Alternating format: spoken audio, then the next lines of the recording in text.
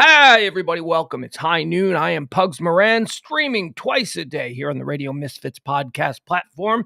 You can join me every day, Monday through Friday, here for this. This is called High Noon. And what we do here is we do current events, hot topics, headlines, anything that anybody is talking about. If it's going around on the interwebs, if it's on the front page of your newspaper, if you still get a newspaper, if it's something you're hearing about, you got CNN on in the background, you got Fox News on in the background. Is there a headline there? If there is, I promise I'll cover it for you. This show is utilitarian in design. What I try to do here is give you everything that everybody is talking about, from the important to the downright stupid. We cover it. If it's something that's going around and something that people are talking about, you'll get it here. And you'll also get my half-baked opinion on most of it. We'll try to run through them as quickly as we can. Sometimes we get bogged down in minutia and then arguments start in the chat room. We invite all of you to participate in the chat room there on YouTube or Facebook or however it is that you're accessing this stream. Stir it up. But just so you know, if you happen to be a new person, there are some old logs just growing moss in that chat room, and they do not take kindly to new people showing up, throwing their opinions around. Well, I'll let you find that out on your own. We've got a very loyal chat room contingent. Don't even need moderators. You don't have enough people for moderators. Be honest, dude. It's not like, okay. But if we did have moderators, if we did need moderators, that's something that I've actually thought about. Why don't you think about getting more people to watch the stream? Why are you thinking about how to handle the excess crowds of people who are crowding the chat room when that's not even a problem? Because I like to dream. A boy likes to dream. I should also mention, we also do a second stream. That second stream is not Monday through Friday, the way this show is. That second stream is Monday nights at 9 p.m. Central Standard Time through Thursday nights, 9 p.m. Central Standard Time. You know what? So if I had to establish chat room moderators, this is,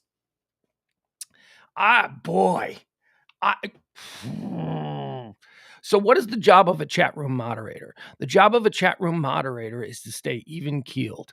It's to sort of enforce the rules of civility as put forth by me, your humble host. I don't know. I have to think. Like, there are people who certainly, based on longevity, should be moderators of the chat room. But they stir it up themselves. They might be people that need to be moderated. I don't know.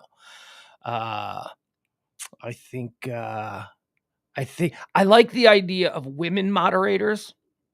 Why? What are you anti-man? Oh God, yeah. Yeah, I am. I'm a man. I am a heterosexual man. I am a middle-aged white man, and yeah, I'm pretty much self-loathing. So I would have, who's good? Like, who's here a lot that I think I could trust in the chat room? Oh, you know who I would make? You know who I would make the chat room queen moderator? But she's not here very much because she's probably a very busy person. But I would make, if you ever see, I call her Mama Beller. If you ever see Sally Beller in the chat room, she would be who I would make the moderator. I would make her the queen of the chat room. I would allow her. She's my friend's mom from growing up, and I trust her. She's not a troublemaker. She's very cool. She's very like even keeled, but she'll drop the hammer when it needs to be dropped. So I would make her, but she's not here enough. Byron, I ain't making you the moderator. I need you to stir the shit. See, I need certain people have roles in our chat room here. Certain people need to be the shit stirrers. Bill might be. Bill seems to be pretty evenly killed. Bill's here a lot. John, I would like to make Leslie a moderator, but I need Leslie as a shit stirrer. Like, I need Leslie for the hot takes. See, the moderator can't be somebody. We'll worry about this when it becomes a problem. Trust me, at the current numbers we're doing, it's not an issue.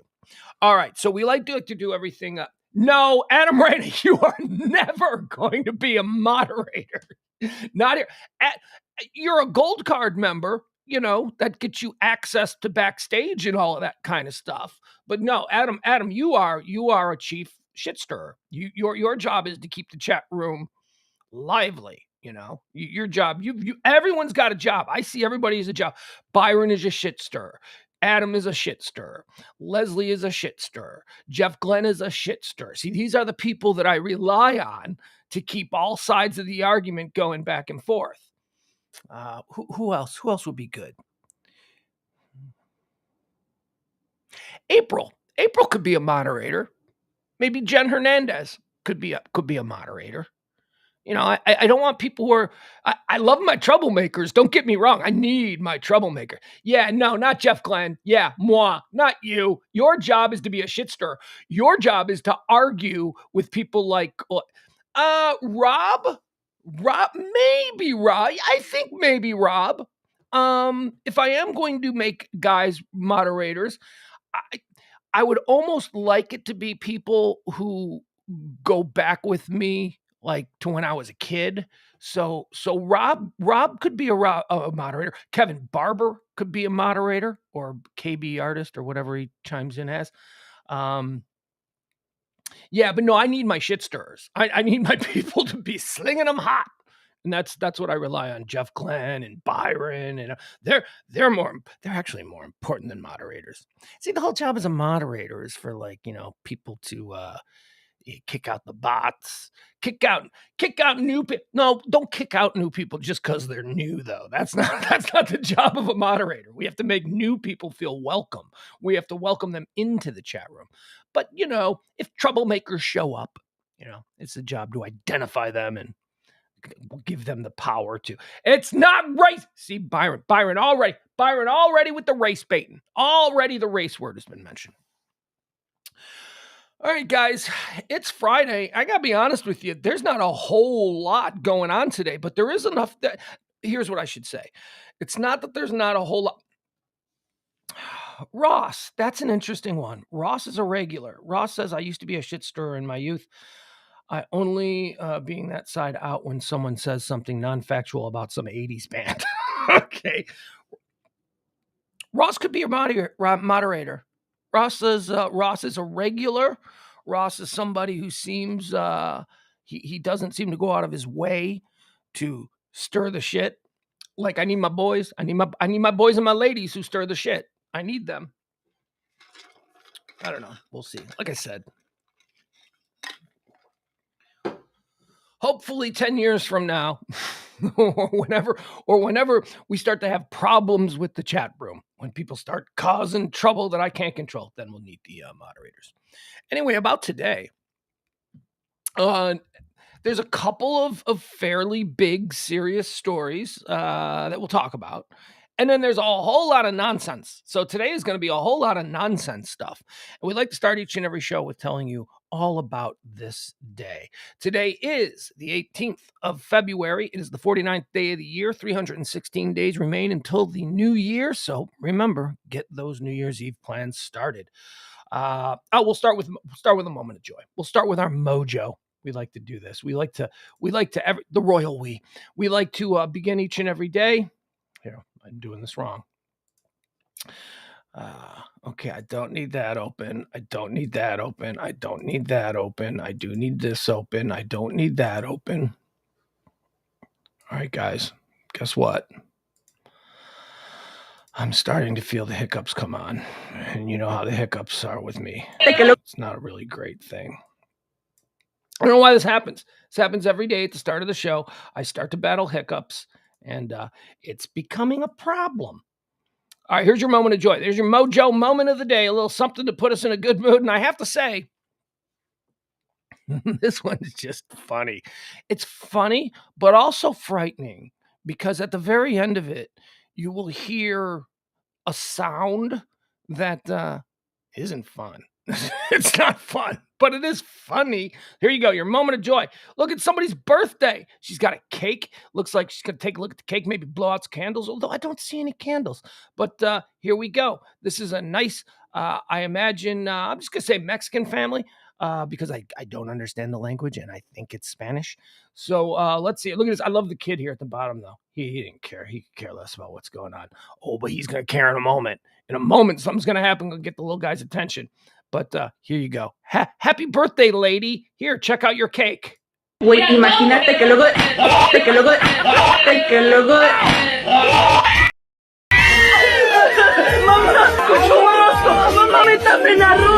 Okay, I don't know if that's actually been added, but it sounds like somebody got really hurt there. This is when, your pranks go awry. This is dangerous. Let's watch it. Güey, imagínate que luego.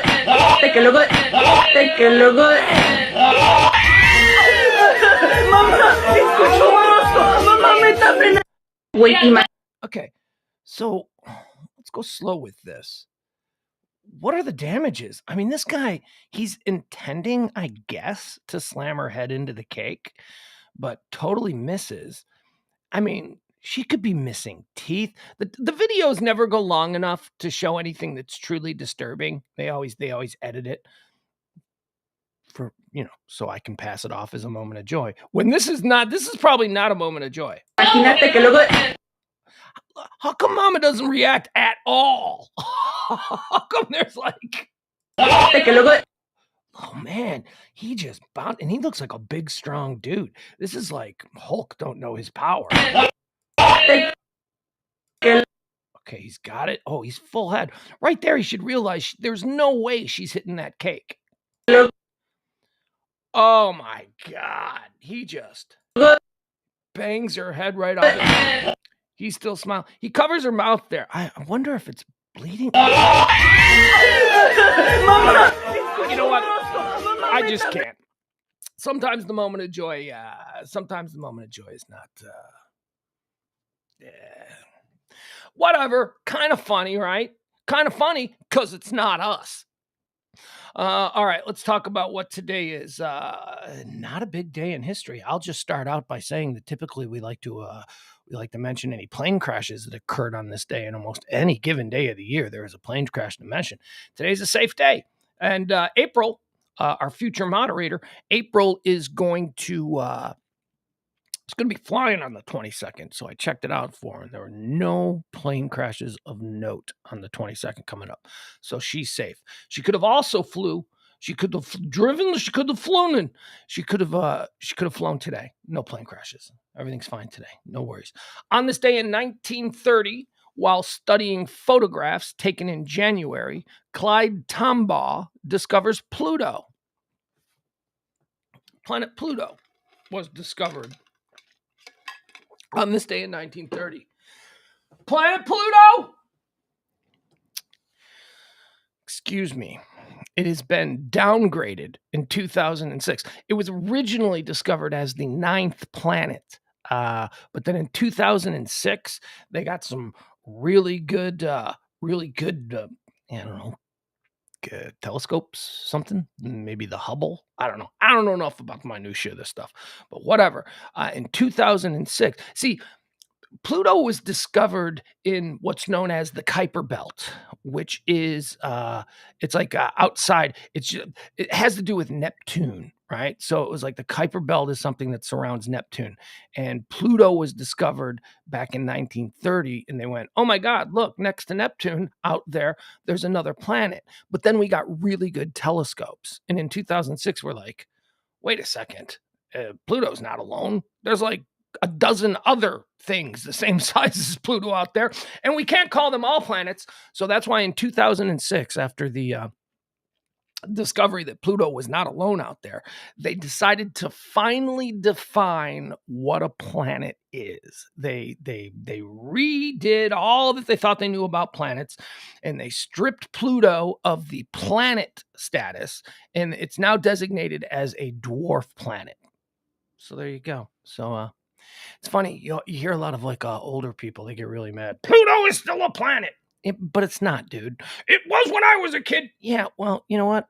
Black people couldn't vote when you were a kid. It's like things change, dude. Life moves on. Science is fluid, as I always like to say here. They knew the best that they knew back in 1930.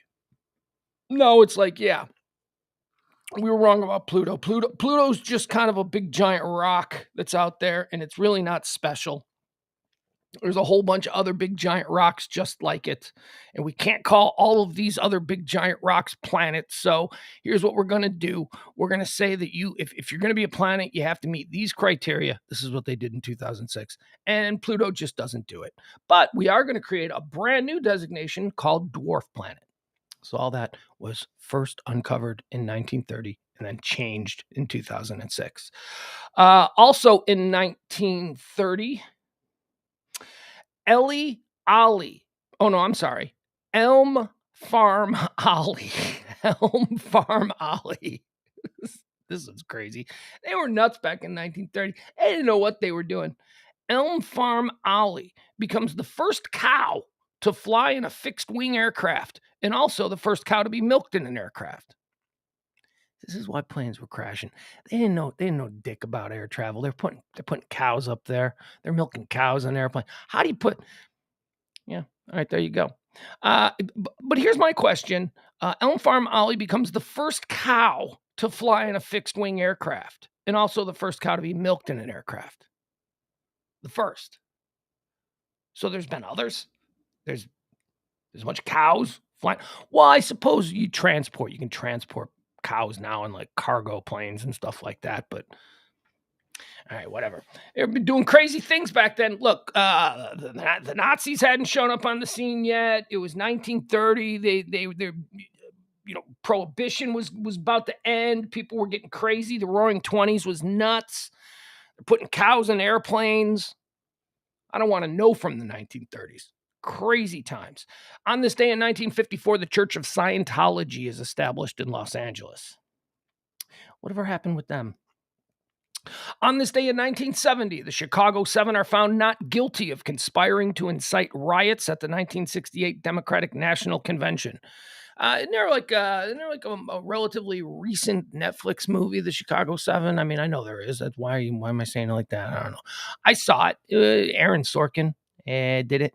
I think I need to watch it again. I liked it. I mean, it was interesting. I like films that depict history. Do I have a take on the Chicago Seven? I do not. All right, let's see what else. In 1983, 13 people die and one is seriously injured in the Wah-Mee massacre in Seattle. It is said to be the largest robbery-motivated mass murder in U.S. history. Now, we are all too familiar in this day and age of the mass murderer done by a psycho who's just looking to create mayhem and slaughter humans. That's typically not robbery motivated. But this was like in 1983. This is like depictions that we see in movies. Like, you ever watch like movie? I'll give you an example. Not just movies, TV shows. You ever watch Sons of Anarchy? Right. So that show ran for like 6 seasons, and there were incidents that occurred in Sons of Anarchy that would have been like the largest massacres, like huge things, like huge slaughters of people in warehouses, and they always seem to get away with it. It's not like CNN broke in with live coverage of the slaughter in Central California. They never. So movies and television, they kind of have misled us into thinking that, that's normal. When a guy robs a place, he walks in and he kills 10 people. No, that's really not what happens in real life.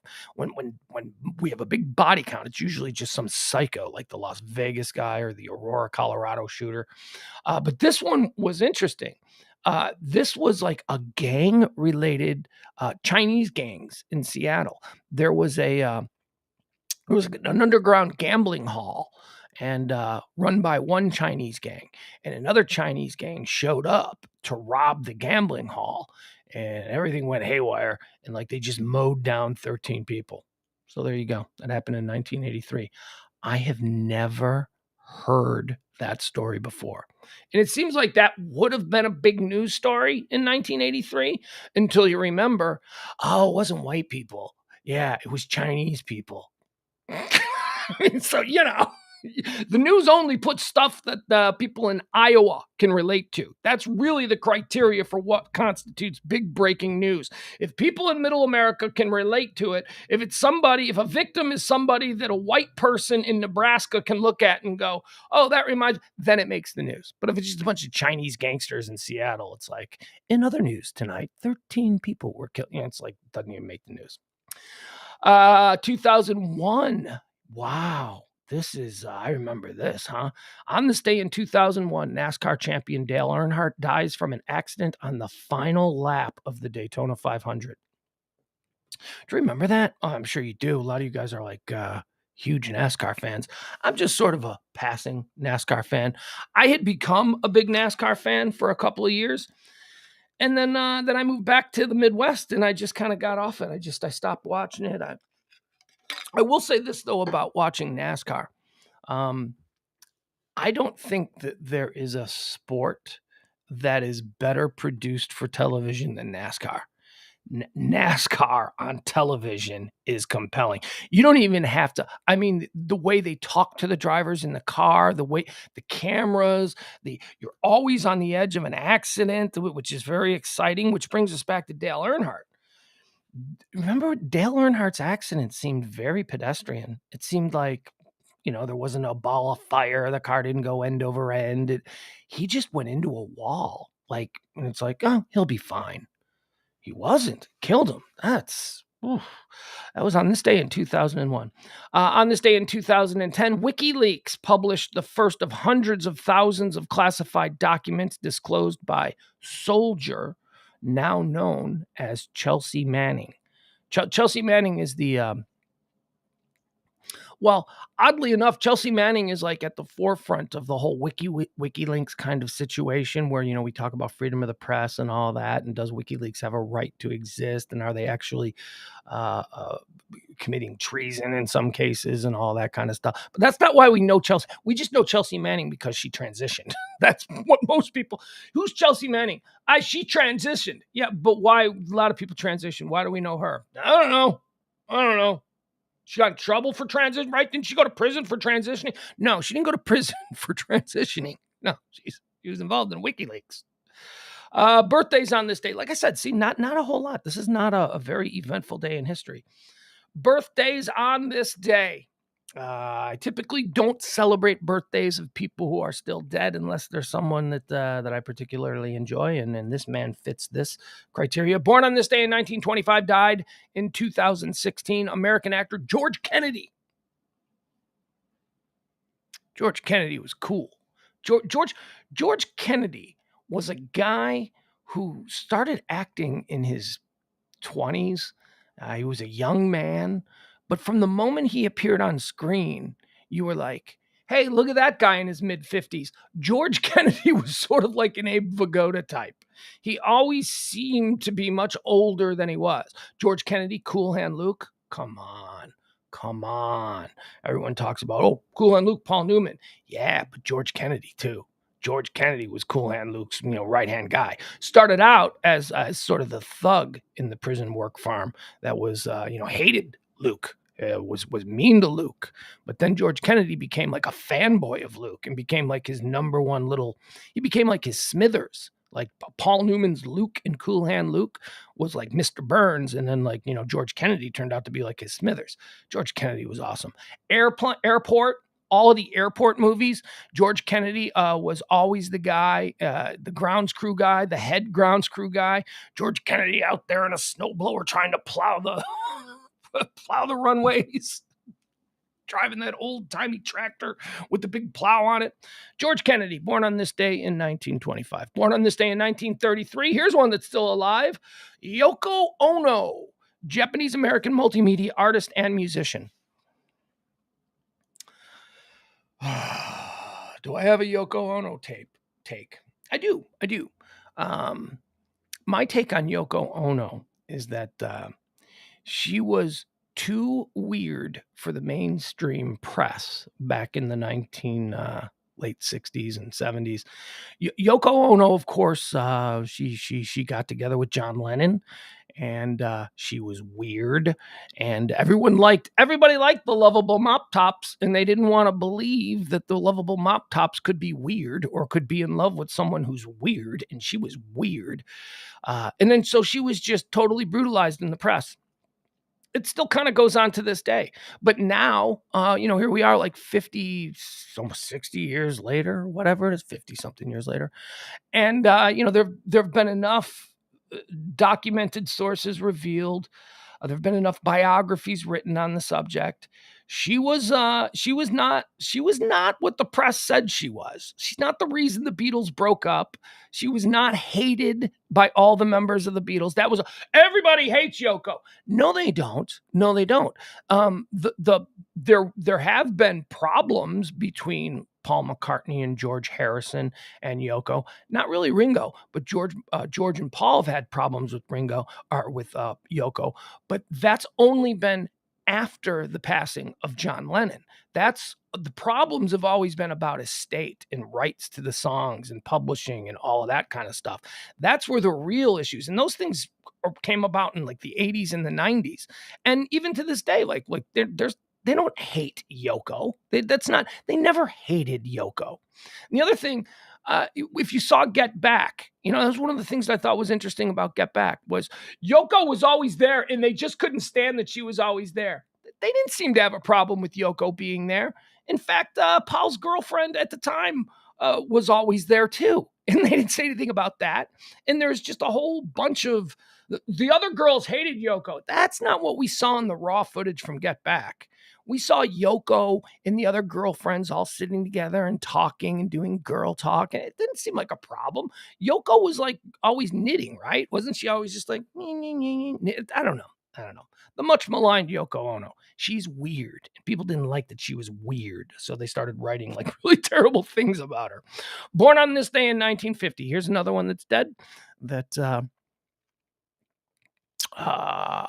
needs to be mentioned because he is a filmmaking hero of mine. Filmmaking hero of mine. John Hughes was born on this day. American director, producer, and screenwriter. Last night on the Pillow Talk show, we went down a list of the 25 greatest Gen X films of all time. And John Hughes had a couple on there. And I made the argument that for a certain segment of Generation X, the segment that was in high school in the 1980s, John Hughes is probably the quintessential Gen X filmmaker. And as we discussed, his movies still hold up. And that is really the mark of whether or not you can be timeless. Do you hold up? Are you timeless? Are you of your time specifically, or do you transcend to different generations? And I have watched all of the John Hughes movies with my son. My son is 12 years old, and we started watching him when he was 10 years old. And again, we're talking about a kid who thinks that any movie made before 2015 is an old-timey movie. He doesn't want to see any old-timey movies. So it's a struggle to get him to watch things from the 1980s.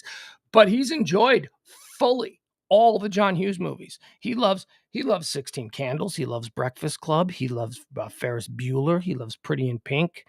He loves Home Alone. I mean, come on. John Hughes was up. John Hughes dropped dead of a heart attack at 59 years old while walking in Central Park. How about that, huh? All right. John Travolta was also born on this day in 1954. American actor, singer, and producer. I used to, hold on, I got to fix this a little bit. Getting a little bit of a glare on my thing. I had a friend back in the day who was here in Dallas, worked at a very fancy hotel. And this person told stories about John Travolta. We talked the last couple of nights on Pillow Talk about how someone can seem perfectly normal, perfectly reasonable. And, we don't know we don't know what people are really like. We know what their brand is. We know what they publicly put out to the rest of us. We know what they want us to see. And I'm not saying that there's anything necessarily sinister about John Travolta. I'm not saying that at all, except that he is a Scientologist, and that ought to open up the doors for us to speculate that anything's possible, right? I mean, but there's some stories about John Travolta. I don't know. I mean, look, I'm not breaking any news here. It's been a thing all the time. Oh, hold on a second.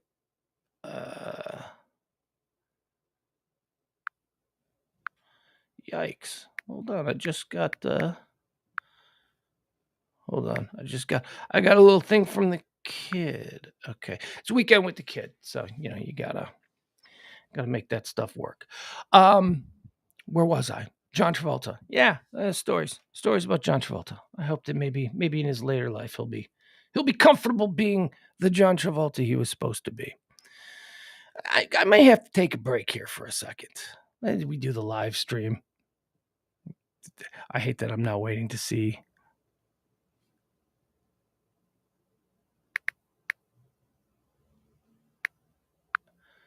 All right.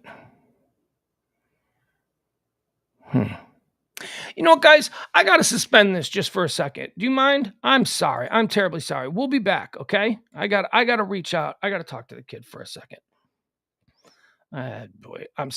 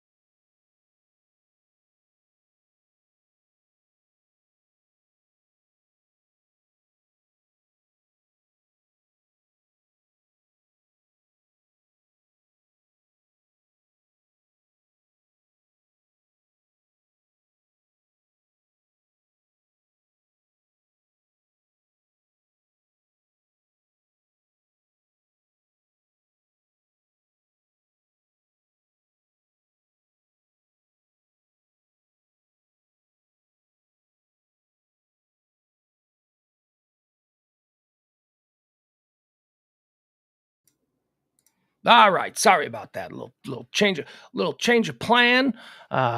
Kids got a very long weekend. Are your kids? Is this a thing? I know Monday. Most kids, every kid, I guess, public school kid is off on Monday for President's Day, but we had to work something out. There was some confusion about what the schedule was going to be. Weekend with the kid. I'm always in a very good mood when I get the weekend with the kid. I'm always in a good mood when we get the extra day as well. So no problems whatsoever. Okay, so John Travolta's birthday. Happy birthday, John Travolta. Born on this day in 1954. Now, I mentioned earlier that not Yoko Ono, John Hughes' birthday was today. John Hughes was born in 1950. Guess who was born on the same day as John Hughes? Look at this. How does this work out? I bet they had some crazy parties on set. Molly Ringwald, also an actress, born on this day in 1968. Molly Ringwald was someone that we also discussed during our rundown of the greatest Gen X films of all time that we did last night on Pillow Talk. If you'd like to hear that, you can go to pugscast.com and just find last night's Pugs and Parker Pillow Talk show. happens towards the end. The first half of the show is basically let's tear down the Dallas Cowboys and all this nonsense that they're going through. But if you want to hear that, you can go there. We talked about Molly Ringwald as being, is she the Gen X princess? I think that if you don't put a whole lot of thought into it, you could land on the idea that, well, obviously Molly Ringwald is the princess of Generation X. All the John Hughes movies, she was.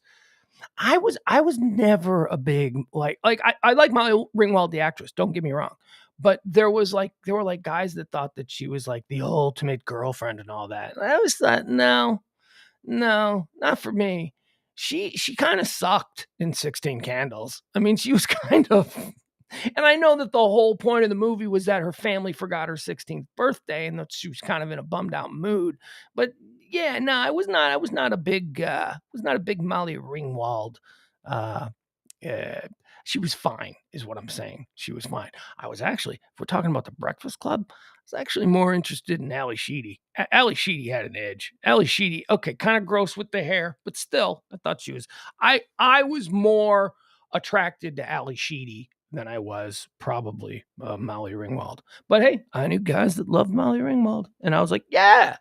Look, don't get me wrong. I date her. She's cute, But it's not if you're gonna be lusting after a Hollywood princess. I was just like, let's go a little bit deeper. My choice was always Winona Ryder. Winona Ryder was the one for me. That was the Hollywood Gen X princess that I say. We also made a case for Parker Posey as being the quintessential Gen X princess.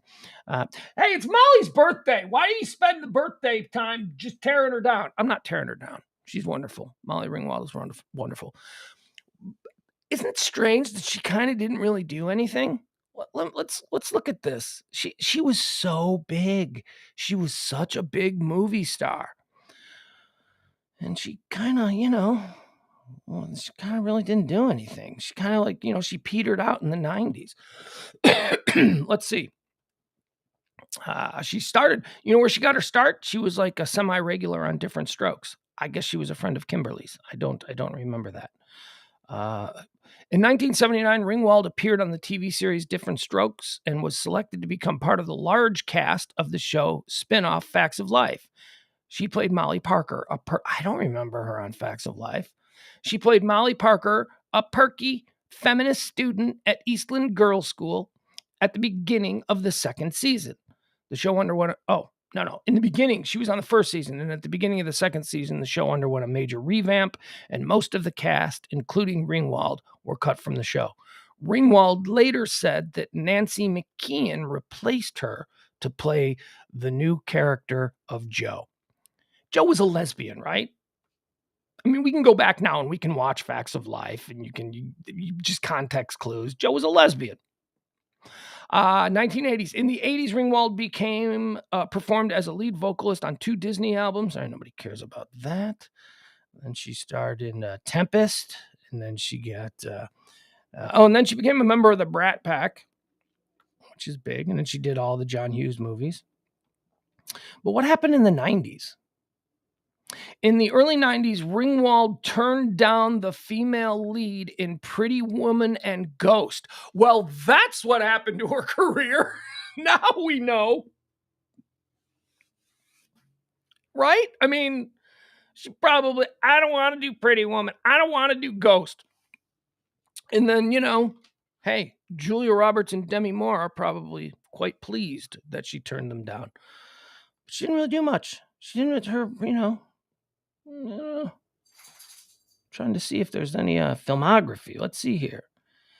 Here's her filmography. We'll start with 16 Candles because that's really when it all started. 16 Candles, hit. Breakfast Club, hit. Pretty in Pink, hit.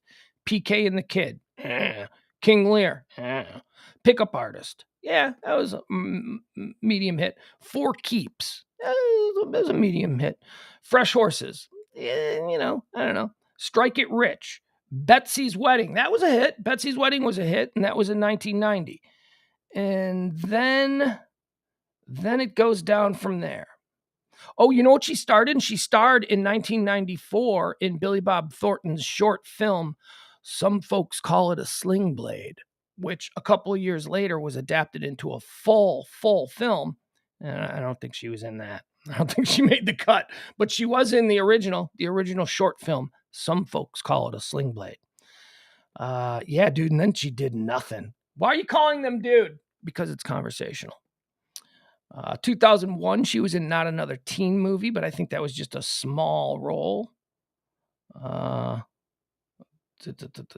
Yeah, wow, look at that. She did nothing. What about TV? She do anything in TV?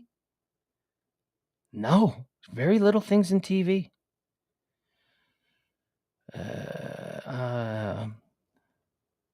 Oh, well, all right. Well, look, Molly, all I can do is just reading your quick bio here. You seem to have done yourself in when you turned down Ghost and Pretty Woman, because that probably would have propelled you into a whole nother stratosphere. You were already hot. That would have been it. God, could you imagine that?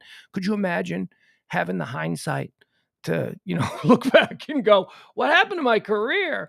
And then you're like, oh, really? You're asking about looking back at hindsight and wondering what happened to your career? That's a good point, schizophrenic me. Okay, so that's it for birthdays. George Kennedy, Yoko Ono, John Hughes, John Travolta, and Molly Ringwald, born on this day. Dead on this day, a couple of big ones. One big one we already mentioned. Dale Earnhardt died on this day in 2001. But dead on this day in 1967. Oh, and here's another rule. This is another criteria that I like to use when I mention people who have died on this day. I typically start from like 1970. Like if they died after 1970, because I like it to be like I'll mention people if I have some remembrance of where I was when they died. I was not alive in 1967, but J. Robert Oppenheimer, he died in 1967. He, of course, was the lead scientist at Los Alamos in New Mexico. He was in charge of the development of Fat Man and Little Boy, which would become the nuke program, the bombs that were dropped on Japan. He was in charge of that. And he's a guy that was tortured by that. I mean, he was not a hawk. He was a scientist. He was basically just accepting a challenge to see if like this could be done and push the limits of science. And then the military got involved and they turned it into a bomb. He famous for his quote after the bombs were dropped on Japan. Now I am become death, the destroyer of worlds. That's pretty deep. I wonder if it says that on his tombstone. That would be pretty cool if it was on his tombstone. Now I am become death, the destroyer of worlds. He was, as the kids on TikTok say today, shook by what they did with his discovery. So on this day, J. Robert Oppenheimer, a man who quite literally changed the world. I don't know about for the better. That's a debate that you can have. We haven't had a whole bunch of bang, bang, gun, drop bombs, sea battles, let's invade California from, the Soviet Union. We haven't had a whole lot of that. I mean, to a degree, the bomb has actually served as a peace deterrent for many years. I mean, my generation was basically psychologically wrecked by the specter of the bomb hanging over our head from the time that we were little kids. You could die at any minute. Okay, let's live. YOLO.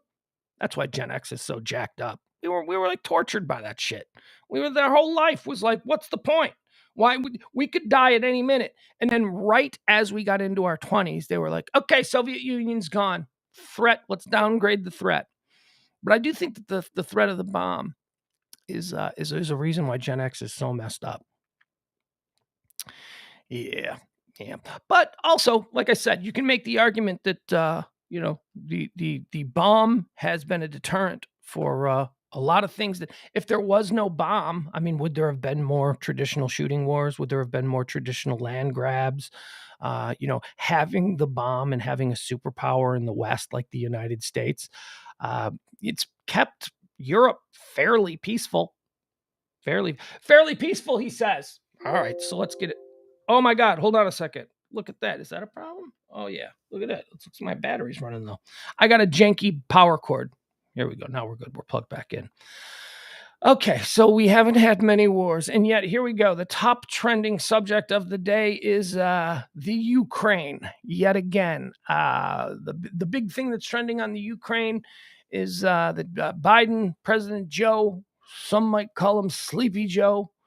Some might call him better than the last guy. Whatever, wherever you are politically, he's going to talk to all of us at 3 p.m. today. So at 3 o'clock, expect Biden to give us the country an update on what's happening in the Ukraine. So what is happening in the Ukraine? Okay, so here, this is troubling. So one of the things, we now know for a fact that the other day when Biden said, yeah, Putin told me he's going to draw down some forces and he wants to slow roll it and talk a little bit more. Putin says that he's interested in more diplomacy, and as a show of good faith, he's going to pull back some troops. Yeah, he didn't do that. That was a big lie. Why? Because Putin is a son of a bitch. Putin is a monster.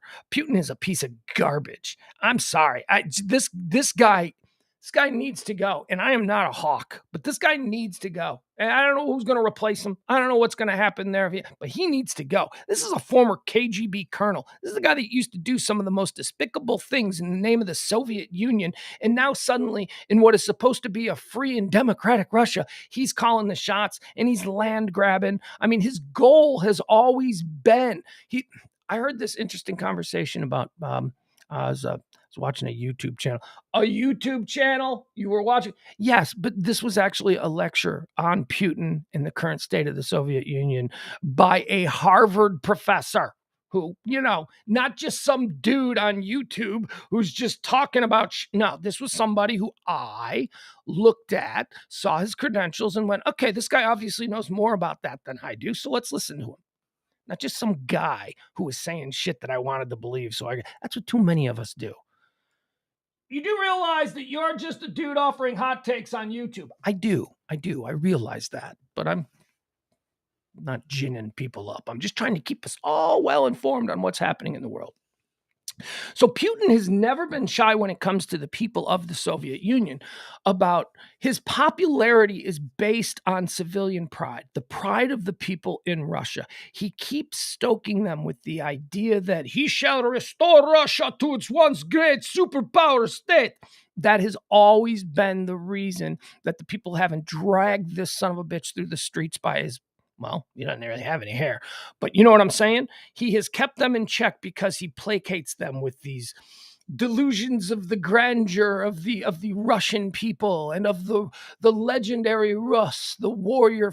He's going to get all of it back. People, don't worry, I'm going to get it all back. Georgia, Crimea, the Ukraine, Belarus. He's going to get it all back. He's going to bring it all back under the reign of what was before the Soviet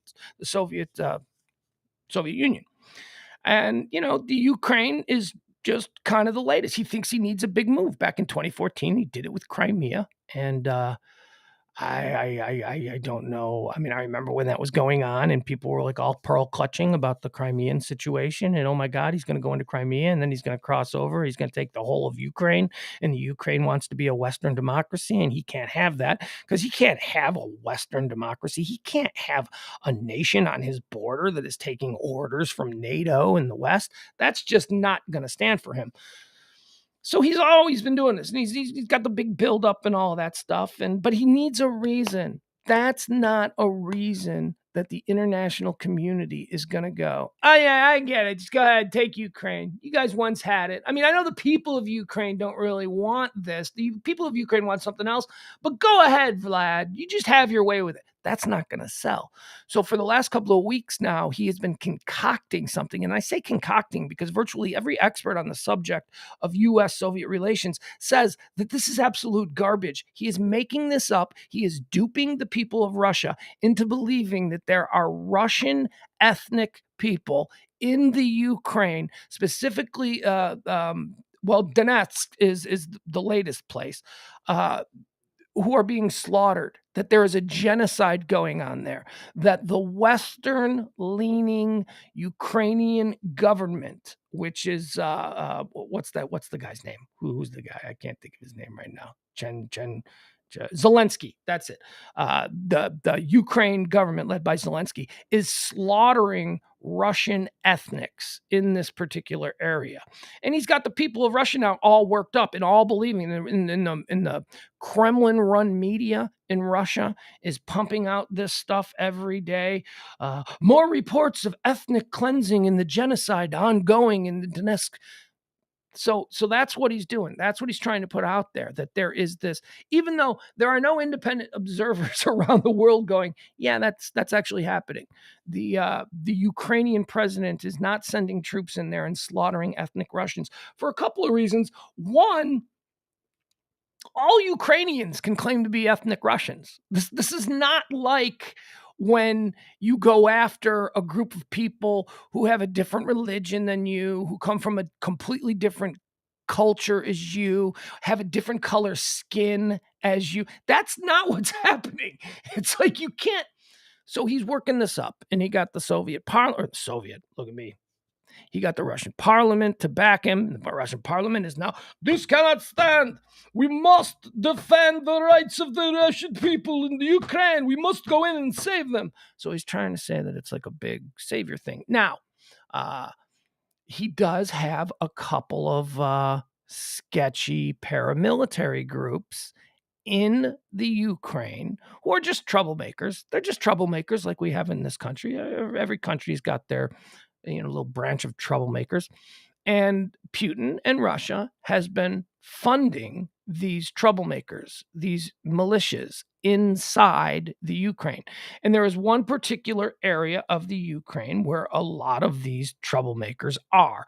And the leader of the group, has become sort of like the de facto mayor. He goes on TV and he makes these speeches, and he typically appears like a normal politician wearing a suit and all that. But within the last couple of days, he started going on in military garb. Like he's wearing military garb.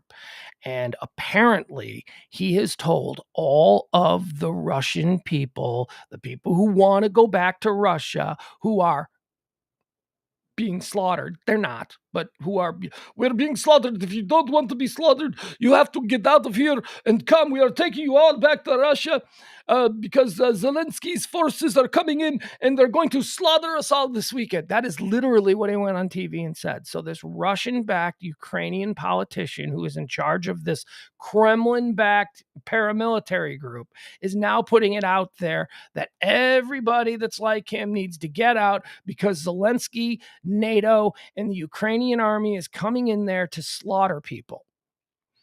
Here, this is the story that's breaking just now as we were signing on the air.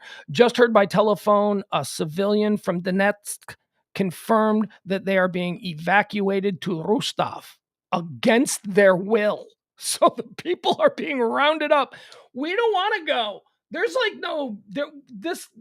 what do you mean we've been slaughtered for the last couple of weeks? There hasn't been any slaughter. We don't want to go. Get on the boxcar and go, is basically what's happening. So just by telephone, a civilian from Donetsk confirmed that they are being evacuated to Rostov against their will. Shelling from DPR and Russian positions has continued all day. So the Russian-backed militia and the Russian military are just shelling this area and telling the people that it's the Ukrainians. You see what's happening here? They are trying. This has happened before. It's a pretext for war. They are creating a reason for coming across the borders. Let's see. Just heard by telephone, a civilian from Donetsk confirmed that they are being evacuated to Rostov against their will. Shelling from DPR and Russian positions has continued all day. Donning military garb instead of his trademark shiny blue suit, Russia's proxy leader in Donetsk, Putin's puppet, says he has ordered a massive evacuation of residents to Russian Rostov Oblast. He claims Zelensky will soon order an offensive in the Donbass. And everybody's saying that couldn't be further from the truth. The only thing that's happening in the Donbass is that the Russian positions and Russian-backed Ukrainian militias are starting to blow up some stuff. And they're saying that it ain't us blowing it up. That's the Ukrainians blowing it up. What is April saying? April's got something here about my boy Lookner, Steve Lookner, Agenda Free TV, terrific, tremendous news channel on YouTube. Lookner's tweet game is strong. He just shared that videos posted today telling people to evacuate were recorded 2 days ago. It's all staged on the Russian side. Yeah, that's basically what the entire world is not buying it, but it is going to give Putin a little bit of brief cover so that if he wants to just, enact this mass incursion into the Ukrainian lands, this is what he's going to say is happening. They're slaughtering people. It's, this is what you do. When a country wants to go to war with another country, when a country wants a land grab, when we just want to take something, what you do is you pretend that there's a reason for it and not just that you want to grab their land. You have to come up with a justification because the world has a thing called the UN. And, that's what they're trying to do. Putin is trying to allow himself a little bit of plausible deniability. What? I was saving my peoples. Okay, so that is developing. And again, Biden's going to talk and he's going to discuss all of this at 3 o'clock today, 3 o'clock Central Time. That's our time. Judge Regina Chu is trending. Judge Regina Chu is the Hennepin County judge. She was overseeing the former Brooklyn Center police officer Kim Potter's sentencing, which was today.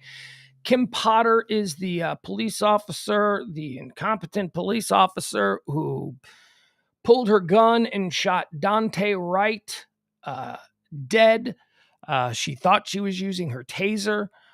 There is essentially nobody arguing that. It's pretty clear that she just made a stupid mistake. She was trying to tase him. I don't know how it can happen. I don't. And you know what? Maybe I shouldn't frame it that way. Maybe I shouldn't say that there is no debate over that. But I think I've been following this pretty quickly, or pretty closely. And I don't know. I've watched the raw video. I've watched the full raw video from the minute they pulled over Duante Wright. And she was convicted. Kim Potter was convicted of the crime. Homicide, I believe it was. I don't know that it was homicide. No, it was murder one, certainly. But it was like manslaughter, homicide, something like that. Anyway, she was looking at a sizable amount of time in jail. And boy, I watched Judge Regina Chu. She gave her, when she did the sentencing this morning. Actually, I watched all of it. I watched Duante Wright's mother. I watched Duante Wright's father. I watched Duante Wright's uncle. I watched Duante Wright's brother. I watched Duante Wright's, the mother of his child. I watched all of them give these very sad, very emotional. Boy, it was an emotional watch on TV this morning. All these emotional pleas to the court to hand down the toughest sentence possible. And then after all that was done, Kim Potter's defense got up and started to make the case as to why that shouldn't be. And every news camera cut away. Every news camera, we don't need to hear from her. I was like, what? I just listened to an hour and a half of one side. I'm sitting here, I'm crying, I'm all emotional. And now you're not going to let me hear the other side? Are you kidding me? The media sucks. The media just sucks. But then they went back for the sentencing. And Judge Regina Chu, she got up there. And let me just say that I thought I liked the way this judge carried herself. I liked the way she was very calm. She didn't seem to have any emotion involved in this. She went through the very specifics of how she arose to her decision on the sentencing. And then when it was all said and done, she gave her 24 months. She must serve 16 of those 24 months. So that's the maximum.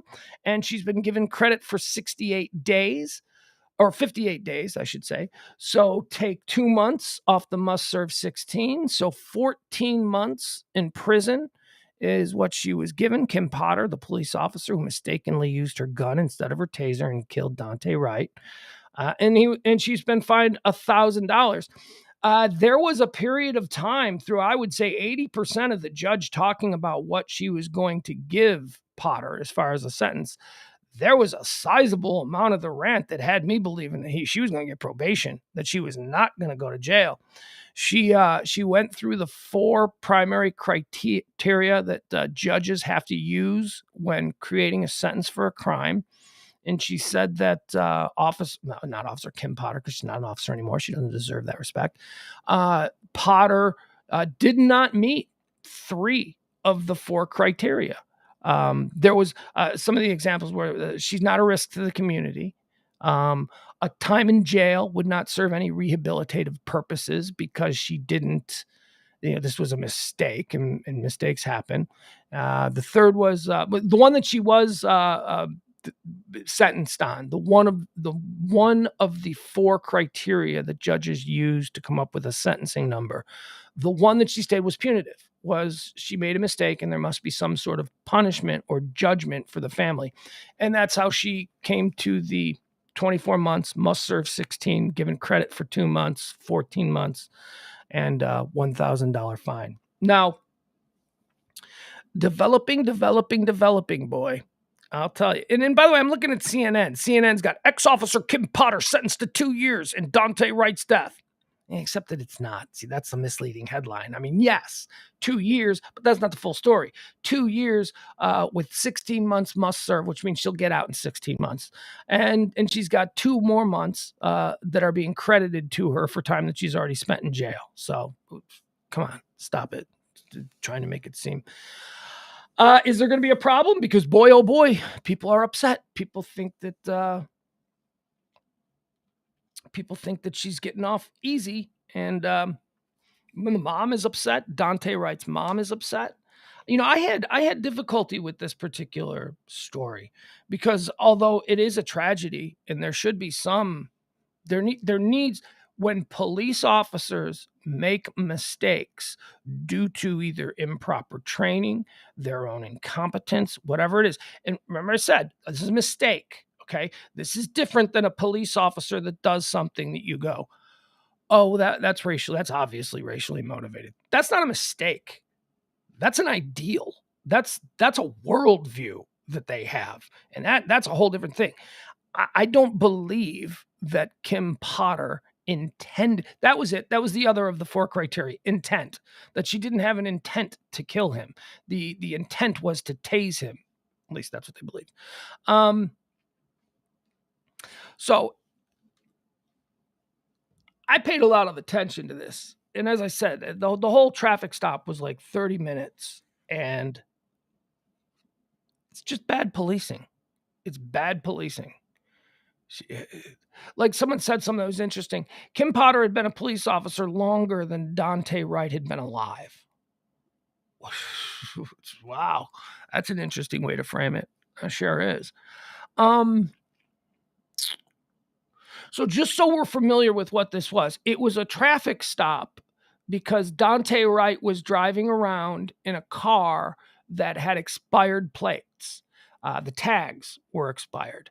Now, I know here in Texas, we don't have plate tags. So for people in Texas, they're like, well, that doesn't sound like a big deal. Well, I can tell you as someone who grew up in a place that does have plate tags, it is a big deal. Everybody gets pulled over for that. That's one of the primary ways that local police departments raise revenue. They pull people over for ticky-tack shit. They pay the fine, and the city gets a little bit extra money. But it's every year in the states that require plate tags, every year you have to buy your new tags. And if you don't do it, and if they expire, and there's a cop behind you, and the cop sees the date on the plate tag, they're going to pull you over. 100% of the time.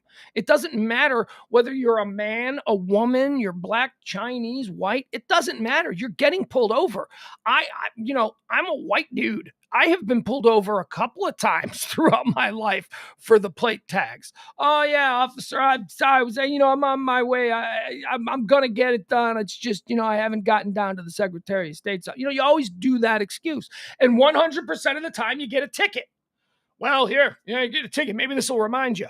Now you got to pay $120 down at City Hall. So that happens. So that was the reason for the initial stop. Now, it was floated by attorneys for the family that they were pulled over for an air freshener, which is not why they were pulled over. Duante Wright was pulled over because he had expired tags. And then when the officer walked up to the car, you heard him mention that the air freshener was also a violation. But that's not the reason for the being pulled over. You don't get pulled over for an air freshener that's too big. That's just not. Maybe, you know what? Let me fix this. Let me say this the way I think I should say it. From my life experience and from my perspective as a white dude, you don't worry about an air freshener. I do worry about the plate tags. And so that seems to be the initial reason why they pulled him over, was the plate tags. Then they approached the car and he doesn't have a driver's license. So no plate tags, no driver's license. Again, where I'm from in the middle, the Midwest, if you don't have a driver's license, you get taken down to the station. You have to sign, you have to I-bond out, because without a driver's license, without any, how are they going to know who they got? So they got to take you down to the station. They got to figure out who you are. So, no plate tag will get you a ticket. No plate tag and no driver's license get you a ride to the police station. Okay. So now in watching the video, the raw video from the Brooklyn Center Police Department. So now they got two things. They got the plate tag and they got the no driver's license. And then they go back into the car to run the name that he gave, Duante Wright. And he gave the right name. They ran the name and it came up that he had a warrant out for his arrest.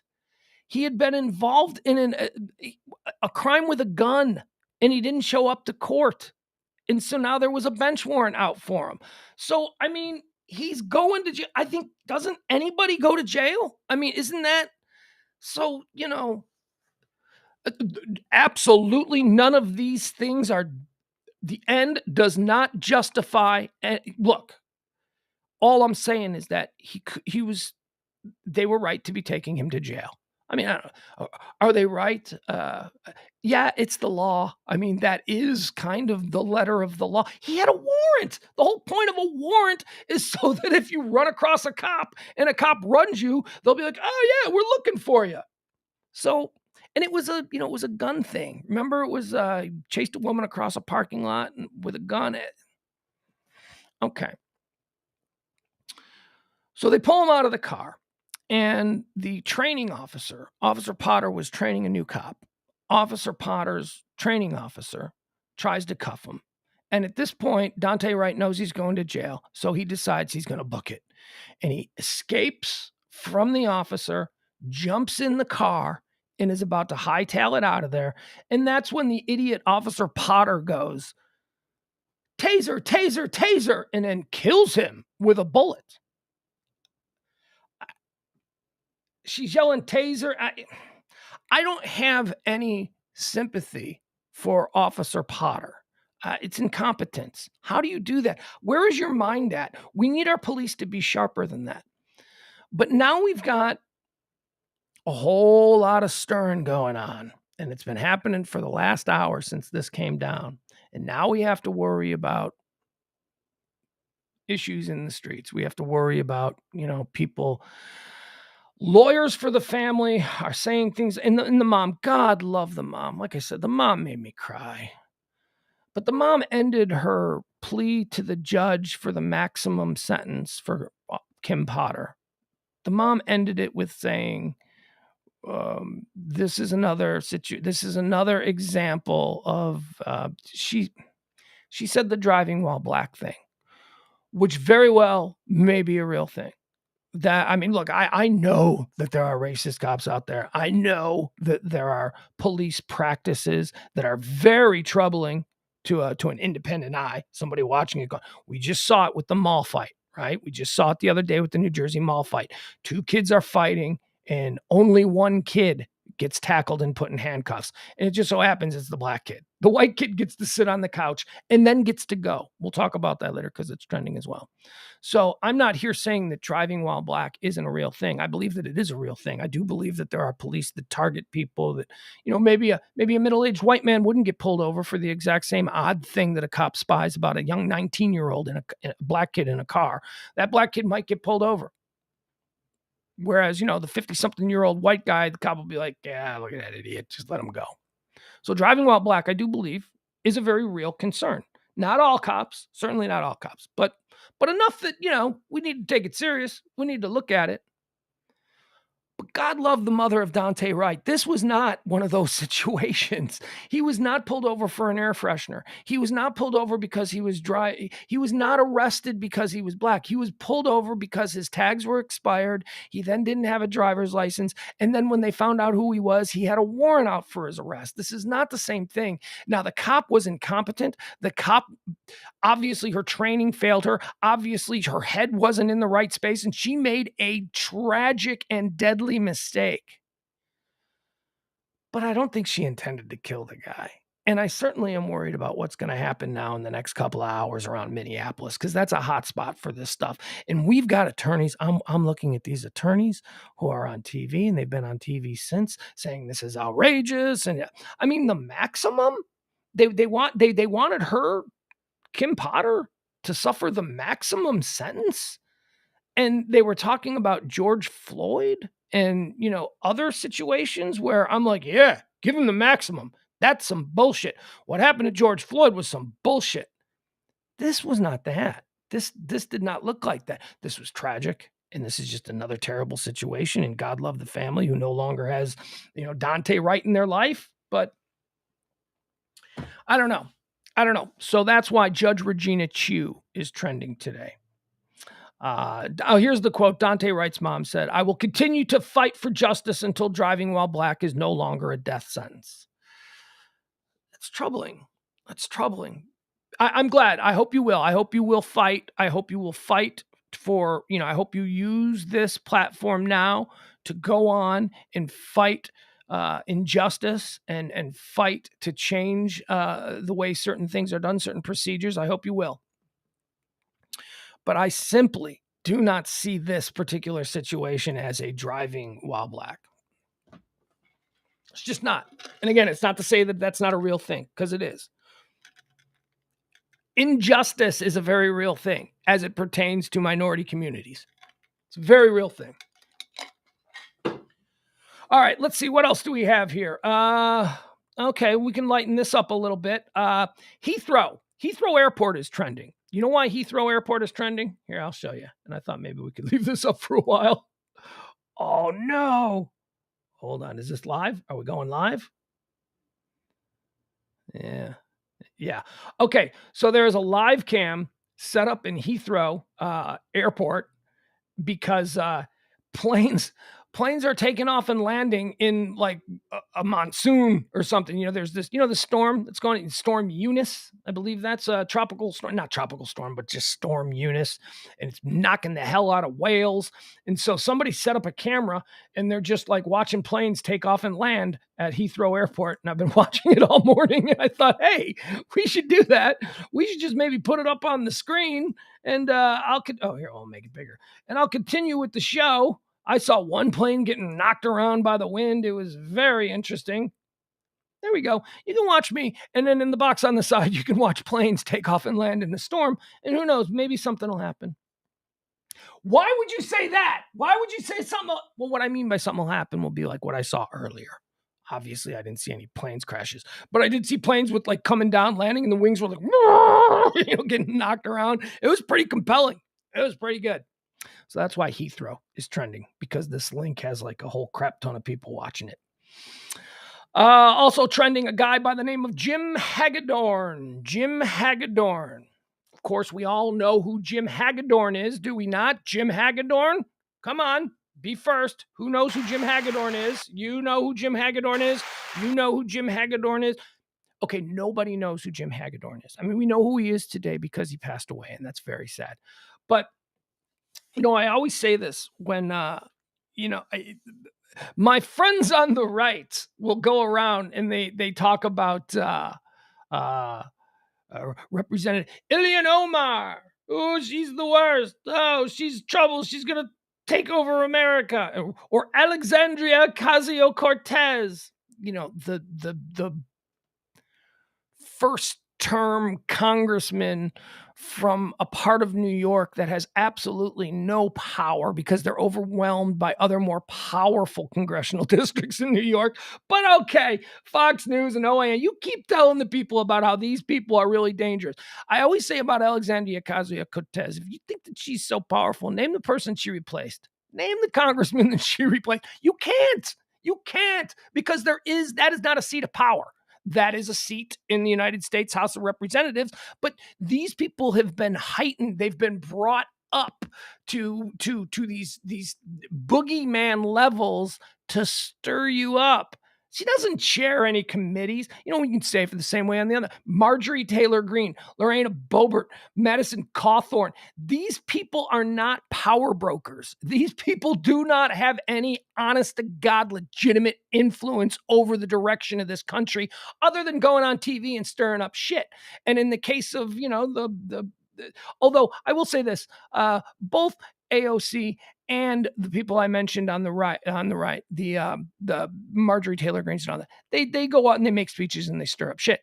But they don't have any power to actually legislate. They're not important members of Congress. And I always say this, there are hundreds of members of Congress, and there ain't a person in the chat room right now that can name more than 10 of them. Name more than the only ones that you can name are the ones that are designated for boogeyman status or people that have been there for years and chair committees. Those are the important people. Those are the ones that we know for legitimate reasons. Jim Hagedorn has died.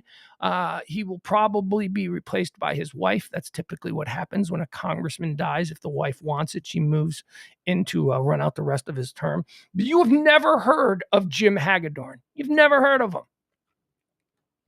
Because he hasn't been demonized by the media and because he had very limited power and he served a very, I'm not going to say non-important, but let's say non-influential congressional district. Republican Jim Hagedorn, a Minnesota Republican who had been battling kidney cancer, has died. This, according to his wife. He was 59 years old. It is with a broken heart, shattered spirit, and overwhelming sadness I share my husband, Congressman Jim Hagedorn, passed away peacefully last night. His wife, Jennifer Carnahan, wrote in a Facebook post, Jim loved our country and loved representing the people of southern Minnesota. Every moment of every day, he lived his dream by serving others. There was no stronger conservative in our state than my husband, and it showed in how he voted, led, and fought for our country. So cancer. So there you go. But again, right, you've never heard of him. Because holy members of Congress are basically anonymous with very little power. But if you watch Fox News or OAN, you would think that AOC has the same amount of power as, somebody who, is a cabinet secretary or somebody who's, actually in the White House or somebody, a governor. Come on, stop. Senators have the powers. Senators are powerful. Congressmen have no power. They're anonymous. You've never heard of Jim Hagedorn. We could play a game. United States congressman or completely made up person. And if you're just guessing, you've got a 50-50 chance of being right. Okay, what else do we have here? Who else is trending? One of our favorite ladies here in North Texas, Jenna Ryan. Remember her? She's the one of the insurrectionists, one of the treasonous individuals who went to prison.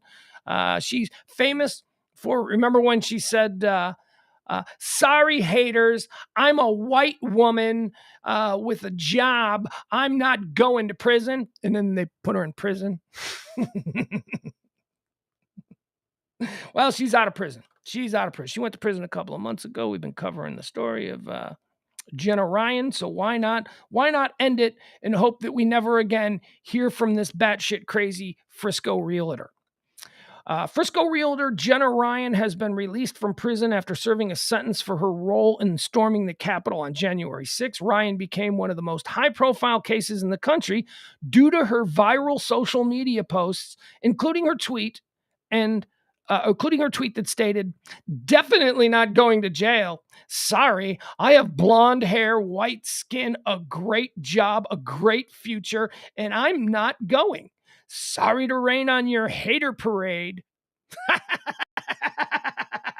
Oh, the unbridled arrogance.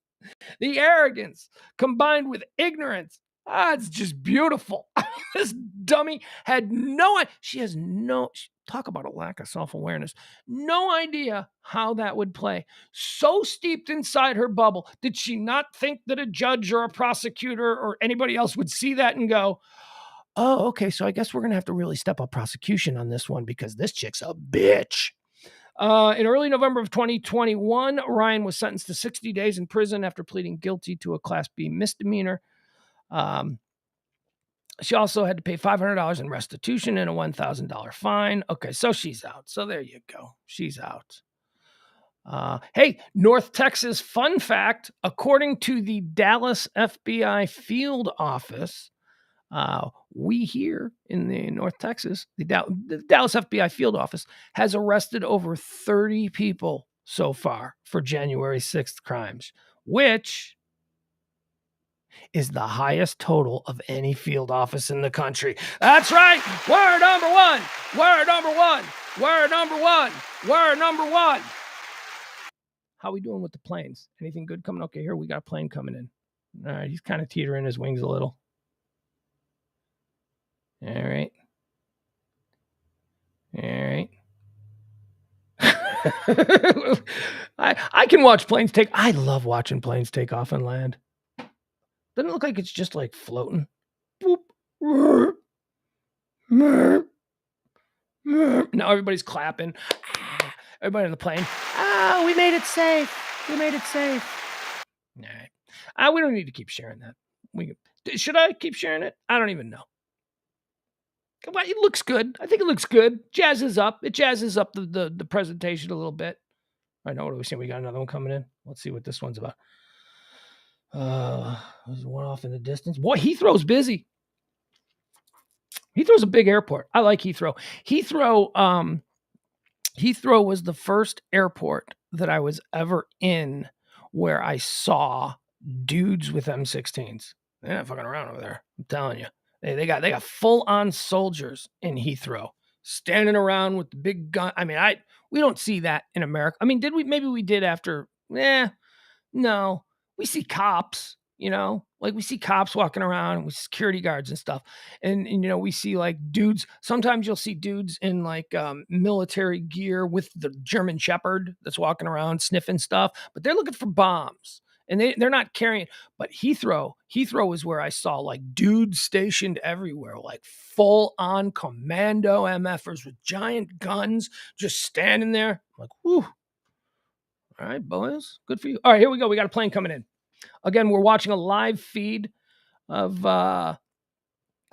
actually, you know what? As I look at this now, this is not a live feed anymore. It looks like whoever did this took this down, but this is just, I don't know, I think maybe from 30 minutes ago, because it was live right up until about the time when I pulled it up.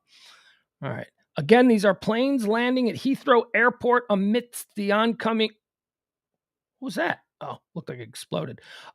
Storm Eunice. Storm Eunice is beating the crap out of the United Kingdom. And so someone set up a camera to watch these planes trying to land at Heathrow in this he's got his wings are pretty good. Like I said earlier, there were planes like the wings were going, they were really teetering back and forth. Winds are supposed to be really bad. Okay, looks like he's doing good. This guy's good. Oh, he's good. He's one of the good ones. Look at him. He's got it leveled off nice. And now it's going to drop. I see Ed's in the chat room. Ed had quite the airport experience yesterday. I was watching his updates on his Twitter feed. Apparently, he was supposed to be going somewhere. I don't know where, but he was on his way somewhere, and it was just a day that sucked for him because apparently there's a snowstorm in Chicago. Not here. It's sunny.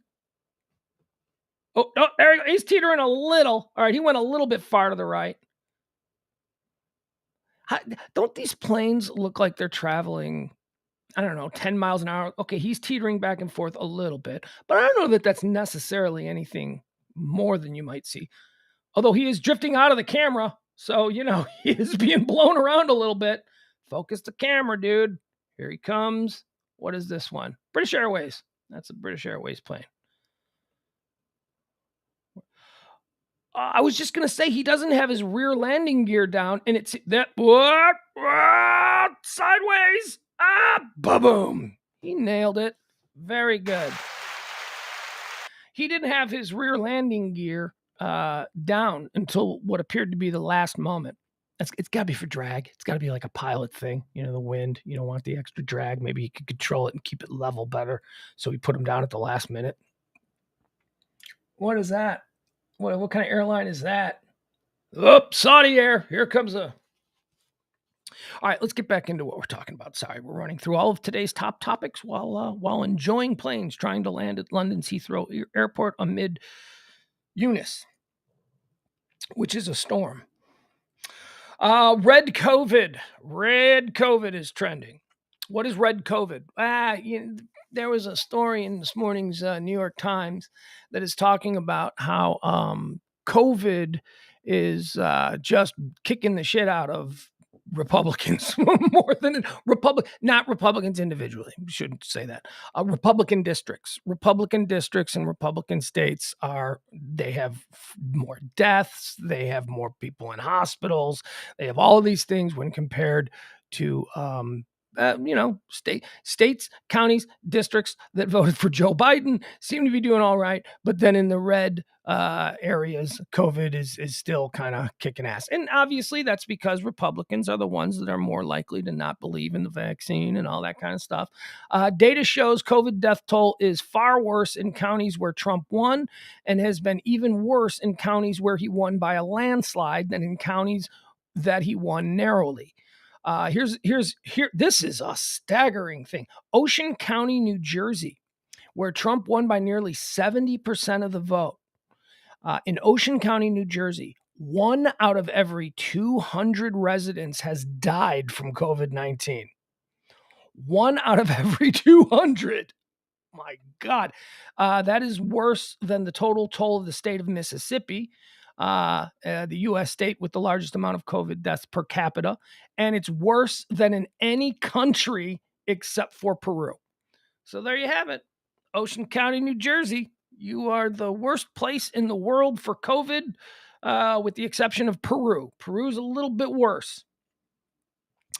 And, just ipso facto, they went 70% for Trump. They're a deep red county. And, 1 in 200 people have died. Fake news. I don't know, maybe. I don't know. I don't care. Mall fight is trending again. That's the thing we were talking about. The New Jersey kid, the 2 kids fought, white kid, black kid. We watched it. We broke it down. Jeff Glenn had some ridiculous hot takes about who threw the first punch and who touched who first. He's wrong. So we're not going to get back into that. That derailed a good 10 minutes of the show yesterday because I couldn't believe that he refused to acknowledge what the rest of us were seeing. But hey, you know what? That's what people do. People on the right are crazy. They only see and they only believe what they want to see and believe. People on the left are the same way. We saw an example of that yesterday with Jeff Glenn. He would not give an inch. He believed that the white kid touched him first, and it's just not. We watched it. We broke down the video. Yes, I am baiting Jeff. Just a little bit because I know that Jeff can take it. Mall fight is trending because there are more details now that are coming out about this mall fight. Not only when the police arrived was it the black kid, by the way, also 13, 8th grader. This is like an 8th grade kid. Not only did the police arrive on the scene and take down the black kid who, when the police arrived on the scene, was on his back getting pummeled. The white kid was the aggressor when the police showed up. And the police instantly took the white kid, sat him down comfortably on a couch, and then jumped on the black kid, belly rolled him, put him in cuffs. So that's what we saw in the video. But now we know about some of the things that happened after that. Like, for instance, did you know that the black kid was then stood up and marched and placed in a holding cell inside the mall? The black kid was just immediately taken to a holding cell. And the white kid, apparently there's video of this. People were recording all of it. Apparently there was video of the white kid. He stood up off the couch and he said to the cop, okay, so what's up? like, what do I need to do? And the cop told the white kid, you're good. You can go. God. How are they making it so easy? I mean, I would love to be able to have some sort of equal-handed sort of debate about this, but how the fuck you gonna make it that easy? Are you kidding me? White kid beating up black kid. Two people fighting. White kid on top of the black kid. Cops show up. White kid gets placed on the couch. Black kid who's getting pummeled gets flipped over, put in cuffs, and marched off to a holding cell.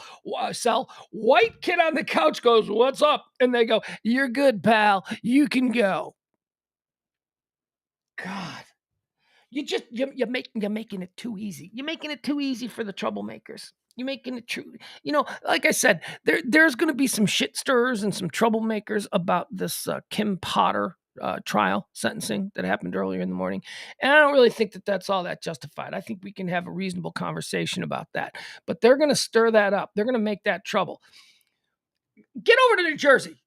That's the one where you would actually have, if you want to start talking about how, this is insane and, black kids treated differently than white kids. Okay, I'm with you on that. That is wrong. The NAACP is already calling for the firing of the two officers. Don't know what's happening with them. But there you go. That's the latest on that. That story is not going to go away. I am telling you. Thankfully, nobody got killed, right? So we don't have that whole thing. So this town in New Jersey probably won't burn, but yikes. All right, what else is trending today? Today, go to HR is trending. Go to HR. Now, this is trending for a couple of different reasons. Yesterday, we talked about the Dallas Cowboys situation when a bunch of Dallas Cowboy cheerleaders back in 2015 were filmed changing in their locker room by a senior Dallas Cowboys executive, Richard Dalrymple. And they were... the girls wanted to go to the police. The cheerleaders wanted to go to the police, but they were advised internally to first go to HR. And they did. And so the Cowboys had an investigation, and the Cowboys determined that nobody did anything wrong, but they gave the girls $2.4 million. Nobody did anything wrong, but here, have $2.4 million for your troubles. All right, little sketch. Yeah, I think so. So that's one of the variations that I've read in these threads as to why go to HR is trending. But here's another one. This seems to be the one that has the most response to it. Somebody tweeted this, okay? And this seems to be the prime driver of the go to HR hashtag that is trending top 10 in America. And they said this. This is what the person tweeted. So, a male coworker asks you if you consider yourself very sexual or experimental. Harassment? Because it really feels that way, and I'm about to cry, and I want to leave. So, of course, everybody is saying, go to HR, go to HR. Let's break that down. A male coworker asks you if you consider yourself very sexual or experimental. Is that harassment? No, I don't think that's harassment. I think that's pervy, and I think it's creepy. And I think, yeah, if you want to go to HR and let them know that, this guy I don't want him to talk to me about that kind of shit. Fine, go ahead, do that. But is it harassment? If he continues doing it, it's harassment. But if he just did it the one time, then it's just like, dude, what? You creep? I mean, we've got to be a little bit tougher. We cannot be shook. And what? She wanted to cry? She wanted to cry because of that? Man, come and stand up for yourself. Say, none of your business, creeper. And now I'm going to HR because I don't want you near me, you weirdo. But is it textbook harassment? No, it's a creep. Guys are creeps. There are guys. Every guy who's a creep is not a sexual predator. Okay. We need to draw a line somewhere. We need to take every instance one-on-one. However, let me give you some tips here, because I have been involved tangentially in an HR situation. And let me tell you some of the things that I have learned about going to HR. And I do encourage anyone who feels that they have a legitimate complaint. And look, I'm not judging what is legitimate and what's not. This is your right. HR exists for everybody in the company. If you feel it's legitimate, you go. I'm not, I don't think this one is, but I'm not telling her not to go. I'm saying go ahead, go to HR. I just can't believe that this is going to make you cry. I can't believe that that's. He didn't say, hey, let's get a drink later and, then let's do some crazy sexual experimentation because I really want to bang you sideways. And that's weird. That's harassment. That's predatory. But he just said, a male coworker asks if do you consider yourself sexual or experimental? None of your business, weirdo. Go back to work. Get out of here. And then if he doesn't, then it becomes, but just simply what she's describing. Okay. So if you are going to go to HR, folks, please, and this is really important. The most important thing that you need to remember about HR, human resources, is that they're not there for you. They are not there for you. They are there for the company. They are there to indemnify the company in case everything goes sideways. They're not advocates for the worker. They are there to meet certain laws and certain regulations that say that there has to be a source for people who feel aggrieved in the workplace to go. The Equal Employment Opportunity Commission and all of those things have these laws. And so HR departments were developed for every major company so that the people could have a place to go, a place to have themselves heard. Okay. But don't think that you're walking into an advocacy place. They are not going to fight for you. What they're going to do is they're going to take your thing because it is the law. They're going to take your complaint and they're going to put it on file, but then they're just going to kick it to the bosses and the bosses are going to decide what to do. HR is now there are certain instances where HR, I believe is by law, supposed to do certain things and check certain boxes. But for most of the stuff, it's up to the HR director to determine whether or not this meets that criteria. So please, if you do go to HR, do not think that they're there for you. They're not. They're a resource so that you can create a paper trail about whatever it is that you feel like has been done to you. But they're not going to fight for you. Don't give the HR, don't, have some coffee and cry with the HR director thinking that she's on your side. They're not. They're paid to make sure that the company doesn't get any trouble for the idiot behavior of some of their employees towards other employees. Okay, so that's number one. Never forget that. That is people really don't see it that way. People really think that HR is there to protect. It's not. HR is just the first step in the recourse that you as an employee of an American corporation have. But it's not an advocacy center. It's not a place that's going to fight for you. Second, if you do go to HR, if you do decide to go to HR and you are willing to accept that they're not there for you, call your union rep. Get your union rep will be like, I'll be right there. And your union rep will go with you to HR. And your union rep will then make sure that all of the boxes that need to be checked are checked. They're going to make sure that this isn't going to get filed away and, it's just going to go away. We're never going to hear about it again. No, you call your union rep. If you think that you have a complaint, you call your union rep and that person has to show up and be there for you. That's the whole point of the union rep. That's why they're there. Well, other things, but this is a big one, especially in this day and age. Thirdly, if you don't have a union rep, and this is very common, especially in a state like Texas, where most people who work here in companies do not have a union. They do not have a union rep. They don't have a shop steward. They don't have whatever, we have in places of this country that are more union focused. Here's what you need to do before you go to HR. You need to call a friend. You need to call somebody that you trust who doesn't work at the company. Call your best girlfriend. Call your roommate.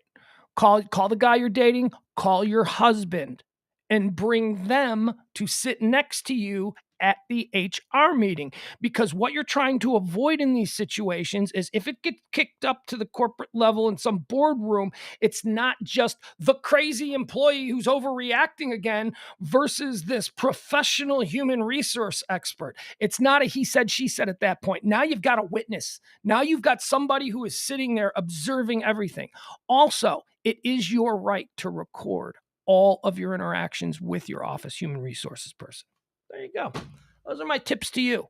Don't just go run down to human resources and go, I'm doing it. No, have a plan. Understand that they don't work for you. They work for the company. Union rep. If you don't have a union rep, get a buddy, get a friend, get a whoever, but they can't work there. It's got to be somebody who doesn't work there. It's got to be somebody from outside, somebody with independent eyes who will come in and act as a witness, who then can't be, their job can't be threatened, right? See what I mean?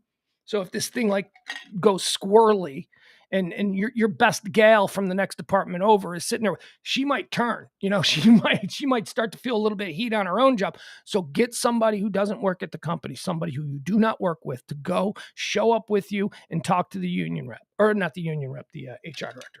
Okay. There you go. That's my public service for you. How are we doing with the planes? Oh, I should get rid of the kid called me thing, because you know what? Honestly, we need donations, and you people need to be constantly reminded of how you can help support the show, and it doesn't just need to be about the kid. There you go. Yeah, help support the show if you can. I'm old school and haven't been in corporate America for over a decade. Is that what you're saying about you? So Adam Reyna, you've taken exception to anything that I just said there? Fuck off, dude. What, are you kidding me? No, HR's role is changing, and I see it through Libby. Oh, okay. All right, dude. Whatever. Okay, you're right. You go ahead and you let people walk into the slaughter. You go ahead. You do it. It's not like I have half a dozen friends who are attorneys who do this for a living, who fight HR and teach courses on this kind of stuff. One of my closest friends runs an entire law firm whose specialty is this shit. So when I start repeating this stuff, it's not just me freeballing it. This is shit that I've been told. So stop it. That's fine, Adam. You can take exception. That's fine. Jesus, man. That's fine. You're right.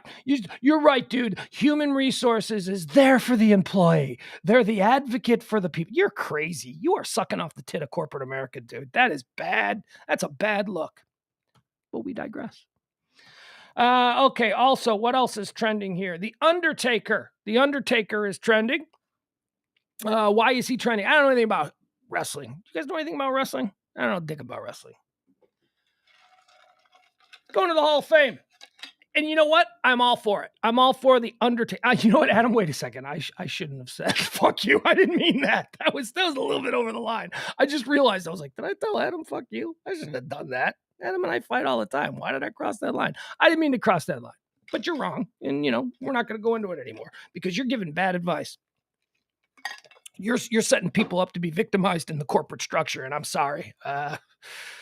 Human resources is not a good thing. Now, there are good people who work in human resources and who may try to resist, what the purpose of their role is, and they might actually try to act as advocates to some degree on behalf of the employees.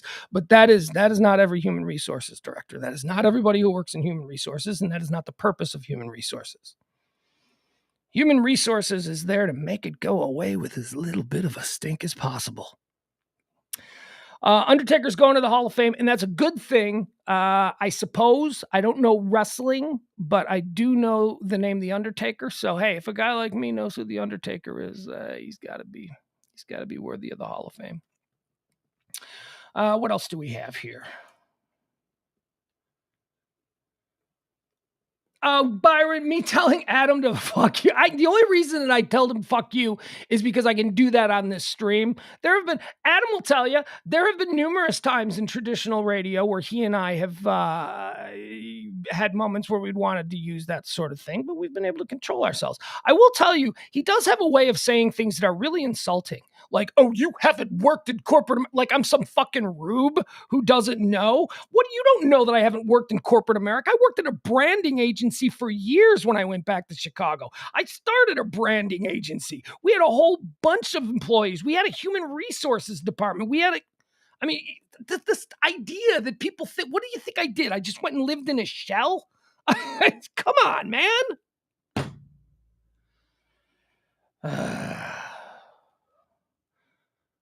They'll make me get my partner Brian on the phone here from Rage Branding, the Rage Agency.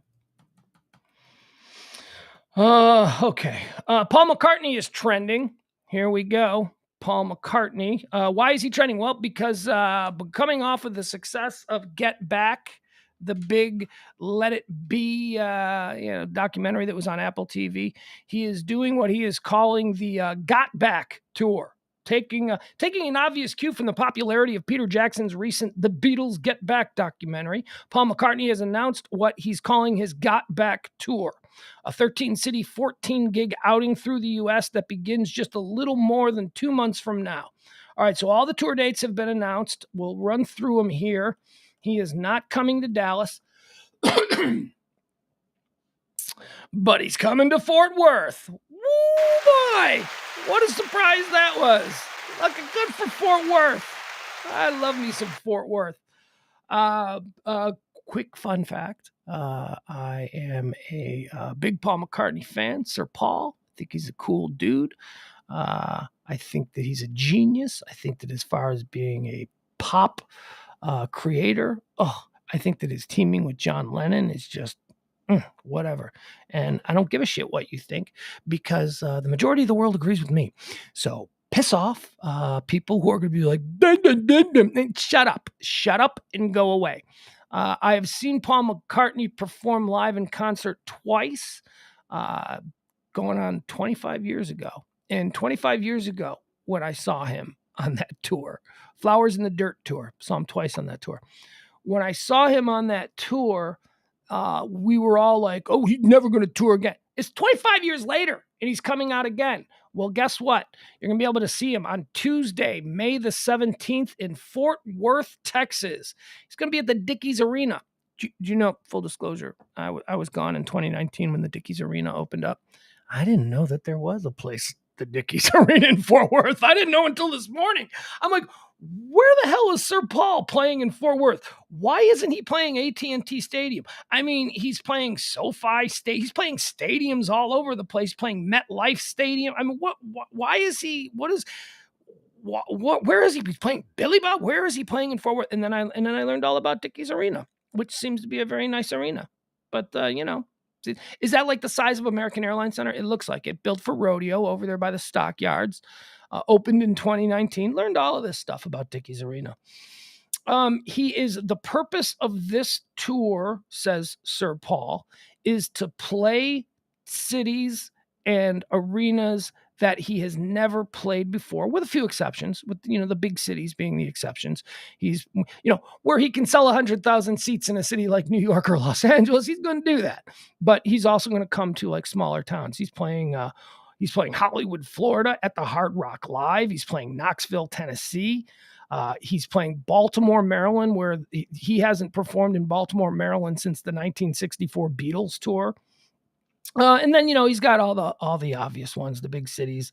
The only 2 nights, he's only doing 1 2-night set, and that's in Seattle. And I wonder why that is. I wonder why he would choose.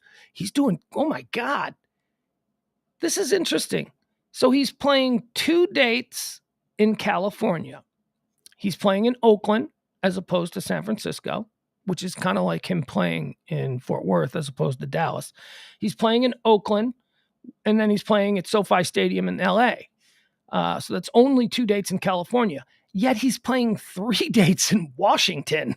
He's playing in Spokane, or do you say Spokane? And he's playing in Seattle for 2 nights. Is there any place else that he's getting 2 shows? Yeah, 2 shows in Florida. 1 show in Hollywood, Florida, and 1 show in Orlando, Florida. And 2 shows in New York. Oh, no, just 1 show in New York, Syracuse. He's playing 1 show in New York, in the state of New York and Syracuse, and then he's playing the New York City metro area at New Jersey's MetLife Stadium. So there you go. Playing Fenway? Oh, man, that's cool. He's playing Fenway on June 7th. So let me see. You know what he's doing? He is completely ignoring the entire center of the United States. He is playing the West Coast, Spokane, Seattle, Oakland, Los Angeles. And then he's playing Fort Worth, Texas. Fort Worth, Texas is the most interior date that he is playing on this entire tour. Because then he goes over to the East Coast and he's playing Winston-Salem, North Carolina, Hollywood, Florida, Orlando, Florida. Oh, Knoxville, Tennessee. I guess Knoxville, Tennessee would be interior.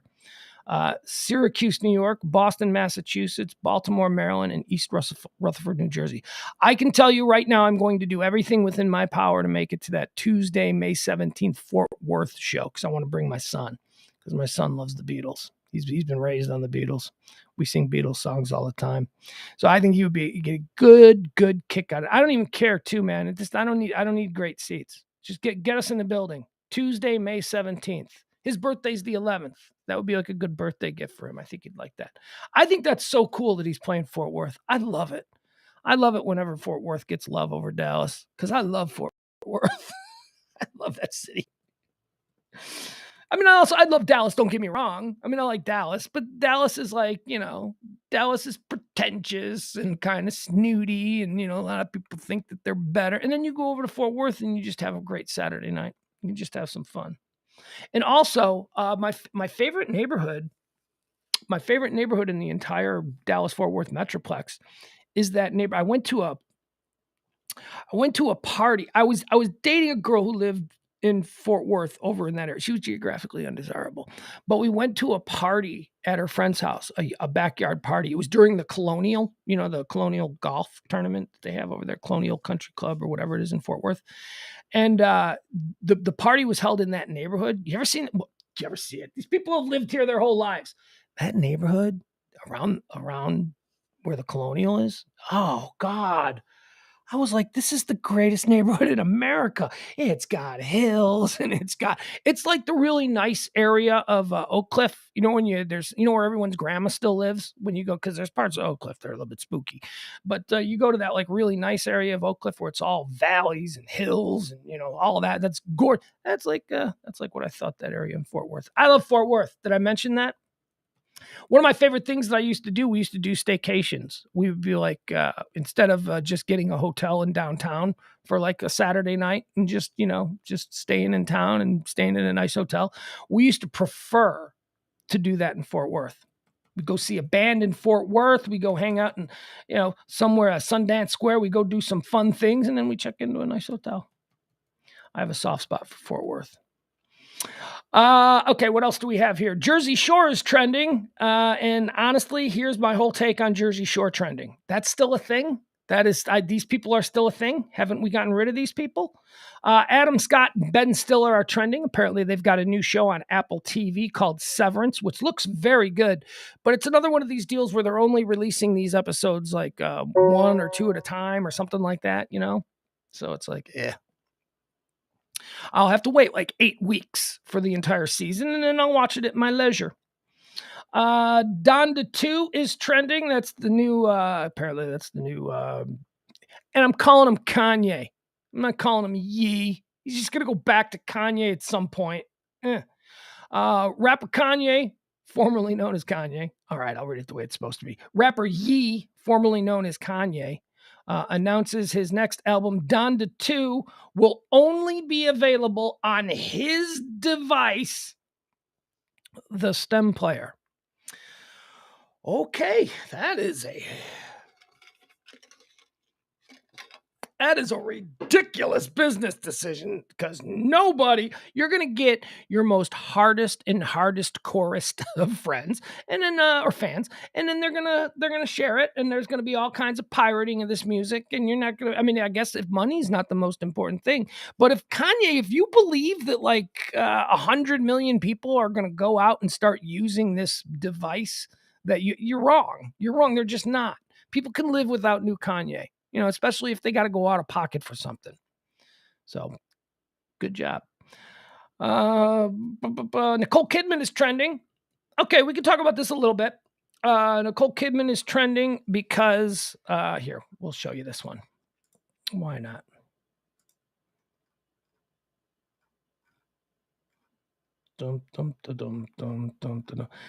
People are going nuts on Nicole Kidman. She's nominated for an Oscar for her role as Lucy, because she was freaking awesome as Lucy. Let's see if we can find this. Yeah, there it is. All right. Here, she's on the cover of the. Oh, what the hell is that?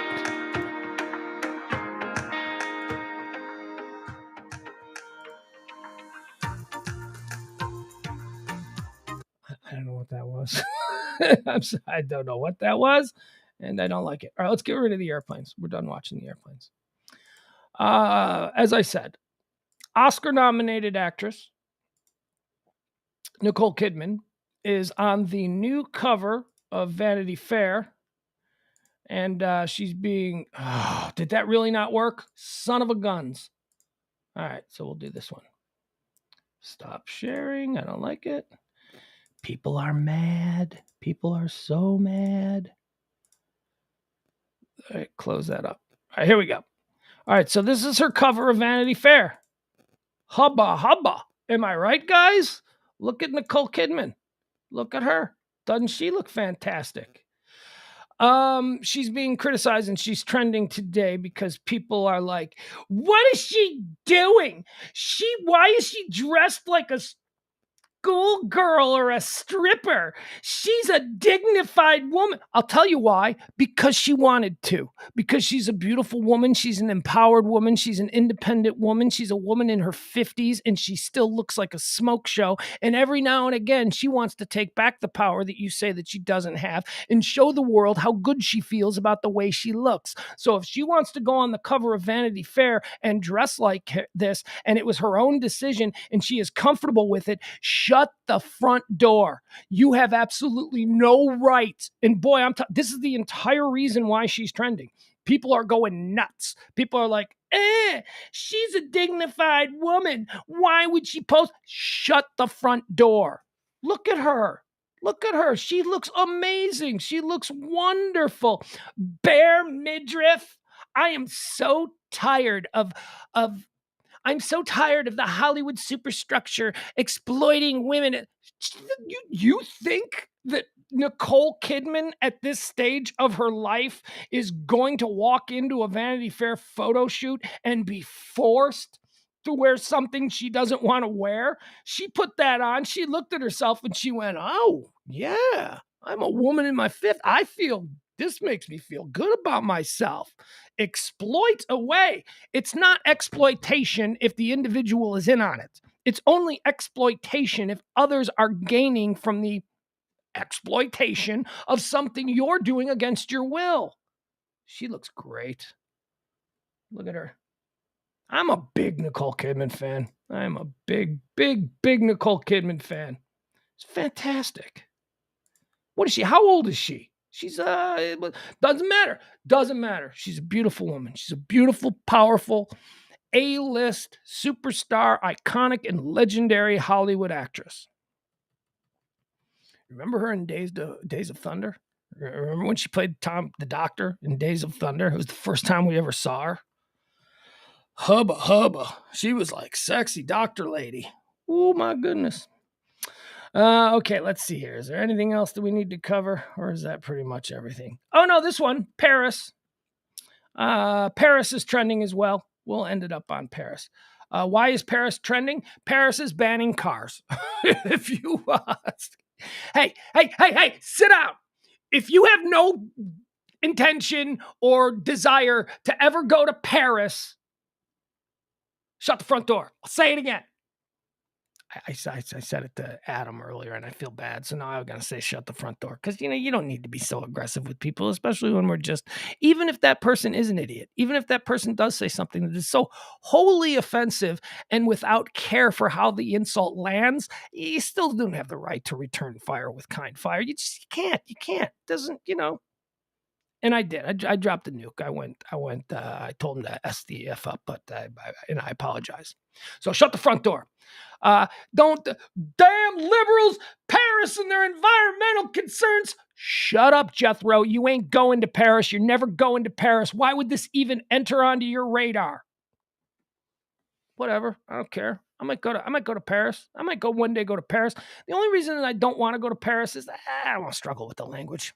I don't really want to go to any. I'll go to foreign countries. I love Europe. I love English-speaking Europe. I just don't want to ever feel so vulnerable that I can't. I'd love to go to Germany. Can they speak English in Germany? I'd love to go to Russia. That's where I want to go. I want to see Moscow. I want to see all of that stuff because, as I've said before, I'm a big fan of Russian history.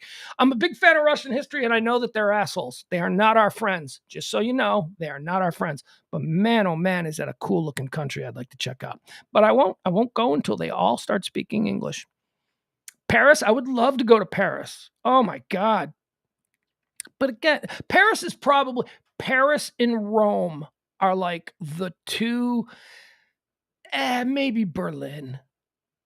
Maybe Berlin. I'd like to go to Berlin too. But okay, let's just say Paris and Rome. Paris and Rome are the two non-English speaking countries that aren't attached to us. Like I've been to Mexico, and I can Spanglish my way through, tourist Mexico, just like anybody. They're fine. I can get by. But I would go to Paris. All right, so here's the story. What is Paris doing? Paris is banning private vehicles inside the city limits in 2024. But hold on, don't get too excited about this because what they're saying is it's actually only going to be banned in the area that is considered historic Paris. So I don't know I don't know if that means like the Champs-Élysées or, the shopping areas or the hotel and the tourist areas. What we're talking about here is the area that is immediately encircled both sides of the Seine River. Okay, so where the islands are. The islands. If you ever watched Vikings, when the Vikings sacked Paris, they sacked the islands. They didn't actually take the land of France. They rowed their Viking boats up the river and they sacked the islands that are in the Seine River, and that's where the locations of Notre Dame Cathedral is, and the old palace is there on one of the islands. So that in that particular area, they are going to be banning all private cars. Now, what does that mean? That means delivery trucks are going to be able to be rolling around in there.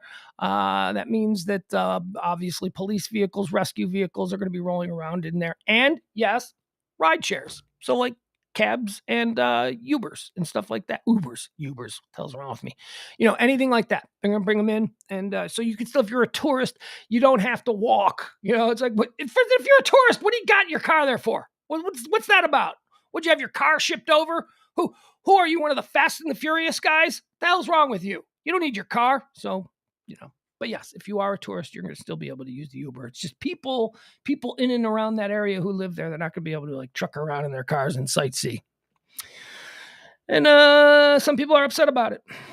But it's all a move for Paris to try and improve the air quality before they get the Olympics. And they're getting the Olympics, and it's coming.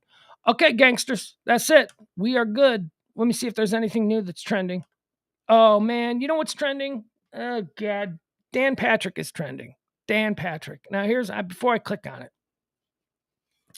Every time I see Dan Patrick mentioned, especially if it's in the situation of a trending, one, my first instinct is I get worried because the Dan Patrick who I love, the sports guy Dan Patrick, he's sick. He's had some problems with some illness, and you see him trending, and I get upset, and I'm like, please don't be the Dan Patrick I care about. But then also, I don't want it to be the Dan Patrick I don't care about. The guy who looks like a rat. The guy who's like, he's got like and his like teeth. That guy, Lieutenant Governor of Texas, who was like one of the most objectionable human beings that I think I've ever. I mean, you think that like there are some bad politicians out there? Dan Patrick, the Lieutenant Governor of Texas, is the worst. All right, so fingers crossed. Let's hope that sports guy Dan Patrick is doing fine. Let's hope it's about him because he did something great on his show. Let's click on it, and holy fuck, it's the bad one. All right, never mind. Never mind. It's the dumbass Lieutenant Governor. I don't care about that guy. That guy can S a D. Shut the front door. Hey, there's all kinds of ways that I can swear. All right, quickly, let's see what else is trending. Anything new? Let's look for some new things. I'm not going into Dan Patrick. I hate that guy. God, he gives me the willies. How did you people vote for him? How did you people vote for that rat face? No one in the history of politics has looked more like a rodent than this guy. And also, he was a shit-talking DJ. That's what he was. Wasn't he a Houston AM talk radio shit stirrer? Oh, my God. Can't believe people take him seriously. God, I'd rather be on a 12-hour car ride with Ted Cruz than with Dan Patrick. Ottawa's trending. They're arresting truckers now. Yeah. You know what we didn't do, guys? You know what we forgot to do? Okay, yeah, I was just reminded this. We forgot to do what today is the day of. All right, so we'll end with that. Usually we don't. How did I skip over it? Oh, there it is, because it was too close to the Dale Earnhardt story. All right, so we didn't go through what today is the day of. What are we supposed to be celebrating here? So we'll do that. Today is National No One Eats Alone Day. Oh, see, I don't like that. I don't like. It's National No One Eats Alone Day because isn't it sad when you see someone eating alone? No, it's not sad. But look, I love to eat alone. I don't like to just because someone is choosing to eat alone doesn't mean that they're sad, and it certainly doesn't mean that I want you to come over and join me because you think it's National No One Eats Alone Day. So get out of here. Get out of here, weirdo. I don't know you, but I just didn't want you to be sad and lonely because you're eating alone. I'm not sad and lonely, but I'm irritated. Get out of here, you weirdo. It's National Caregivers Day. So go give some care to somebody. Caregivers, boy, I'll tell you. There's some. Not all heroes wear capes. It's National Battery Day. Now I know what this is because I read something about this earlier today. National Battery Day. Today is the day that you're supposed to go around and check all the batteries in your important things. Carbon monoxide detectors, that kind of stuff. So go ahead. What else do I do? Remotes, that seems to be what I use batteries most for, remotes.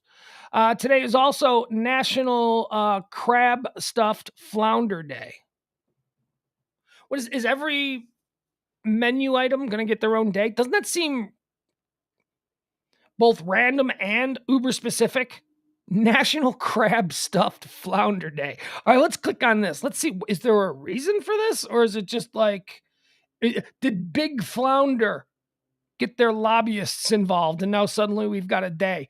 Or was it Big Crab? Or was it a combination of big crustacean and Big Flounder? They got together and they paid off a bunch of politicians and now it's National Crab Stuffed Flounder Day. Okay, gotta be honest, that actually sounds good though, doesn't it? Doesn't crab stuff? I don't know what the hell flounder tastes like, but I know that if you stuff crab inside anything, I'm going to be willing to taste it. Crab and flounder take center stage on February the 18th when National Crab Stuffed Flounder Day arrives each year. You mean this isn't the first time? The day recognizes the unique, flavorful delight when crab and flounder combine. This one-of-a-kind dish is composed of stuffing made with crab meat, breadcrumbs, butter, and seasoning, which is stuffed into the whole flounder or rolled up into the fillets and then baked. Flounder is a flat fish in approximately 100 different species around the United States. The winter flounder and Pacific flounder are. This is all big flounder propaganda. We don't need this, folks. Trust me. All right, let's see. Is it a day of anything else? That sounded good, though, didn't it? Didn't that sound good? That is like really one of the only reasons that I might be interested in getting into a relationship sometime in the future because I like people who can cook. And I can cook, right? I mean, I can cook, but I don't like to cook for myself. I don't like to just cook. I do like it when people cook for me, though. Like when somebody goes, oh, I make this amazing thing. And I'm like, what time's dinner? I'll be over. I don't get a lot of that. I don't get a lot of people saying, come on over. I'm making meatloaf. Come on over. We're doing power. I'll be there. I will be there. Don't threaten me with a good time. I will be there. February 18th, National Drink Wine Day. All right, there you go. That's the only other thing that it is today. It's National Drink Wine Day. I will not be drinking wine. I don't like wine. We talked about that. I don't think there's Yeah.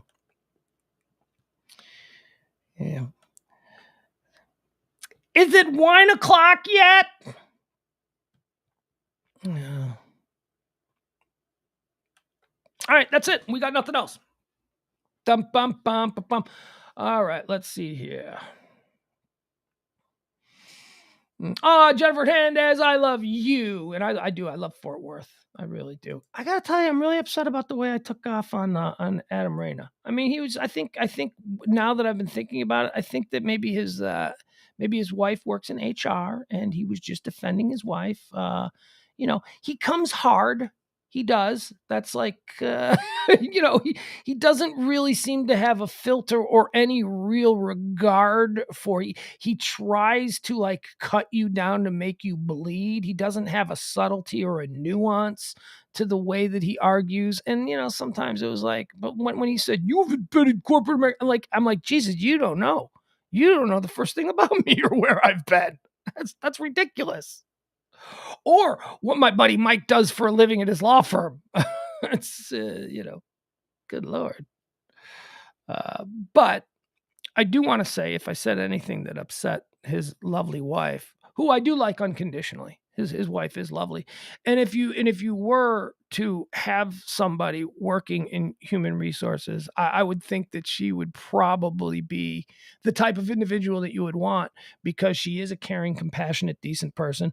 Don't know why she's with Adam, who is a troublemaker of the highest order. But there we go. All right. Let's see, what do we got going on here? What's happening in the chat room? Let's see. Let's jump in. Oh, wait, there's Adam. Dude, I'm not upset at all. It's like telling your friend, okay, good, thank you. Because that's exactly how it's intended. We go back far enough. But it wasn't you that I was worried that I upset. I was worried that I upset Libby. I was like, oh, I don't want to. I don't go out here to hurt people's feelings. I don't, and I certainly don't go out here to hurt decent people, kind people. You're not a kind person. You might be decent, Adam, but you're not kind. Your wife is. That's like James. James has this situation with his wife where, like, James is like, he would argue it. James is not a kind person. James is just he's a shit stirrer, and he says things simply to get a reaction out of people. And then his wife is like so sweet and so kind and so decent. That's the good mix. That's the good mix. That's how it's supposed to work. You're supposed to have somebody who, you complete me. You're supposed to have somebody who makes you better. All right. I was talking earlier about people that I would nominate to be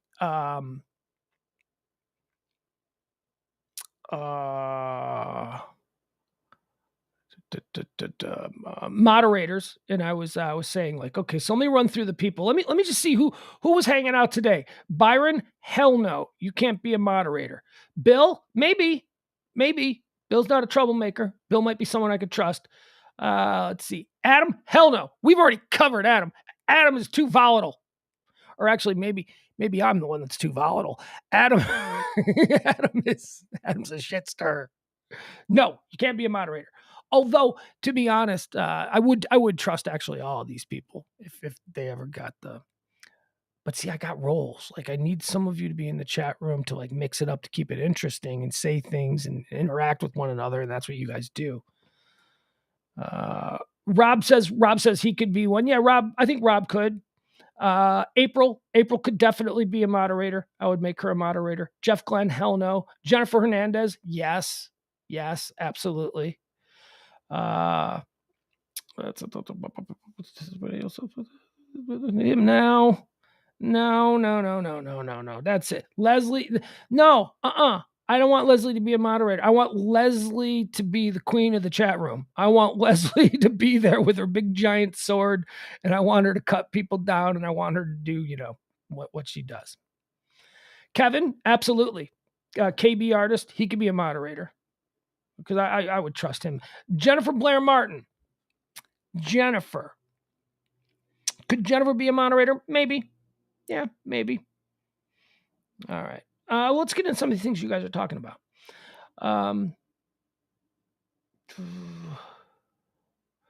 Leslie describes Yoko Ono, whose birthday it is today, as being the first Nickelback. Rob says, while talking about Yoko, I just got one of my songs back from being mastered at Abbey Road Studios. So cool. Oh, really, Rob? Send it to me. Love to hear it. Rob's a singer-songwriter.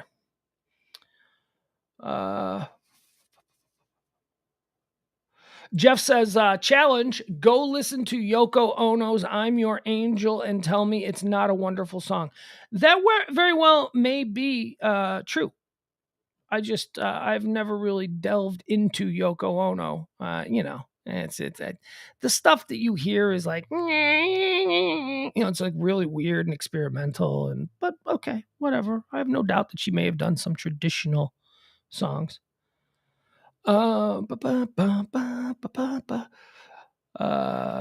Ono is despised, but Sharon Osbourne got her own talk show. Both are strong women managing stunted man babies.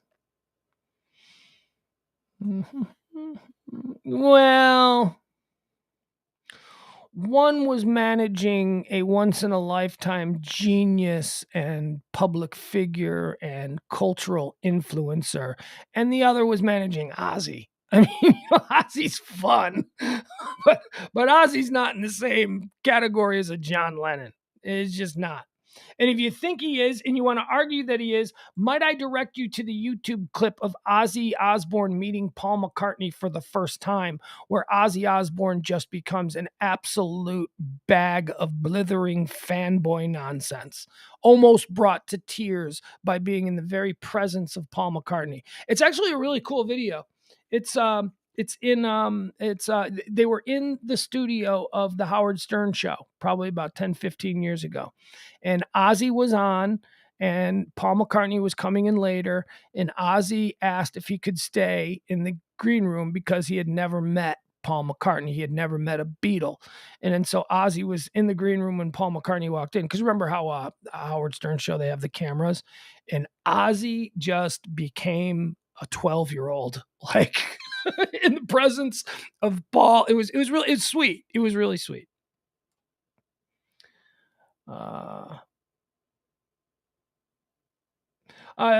Jeff then says, I'm not saying Yoko is someone to be admired. After all, John treated Julian like shit, and if Yoko wasn't behind it, she certainly didn't present it. She auctioned off letters John had written to Julian, and he had to buy them back over the years.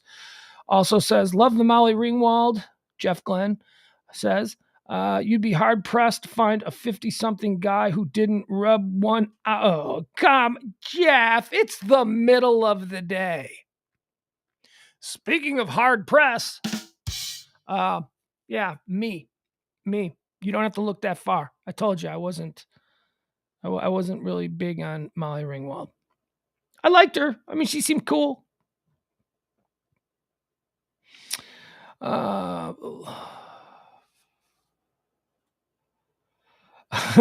said that I liked Ali Sheedy, and I referenced the scene in The Breakfast Club where she uses her dandruff to create snow on the picture. And Byron says, nothing's hotter than dandruff snow pictures. Okay. So she wasn't, I'm not necessarily saying I was attracted to her physically in that role. I was attracted to Ali Sheedy physically in other roles that she did, but I was attracted to her emotionally in that role. I kind of liked her. I kind of liked that she had an edge. She was interesting. She was artistic. I kind of dug it.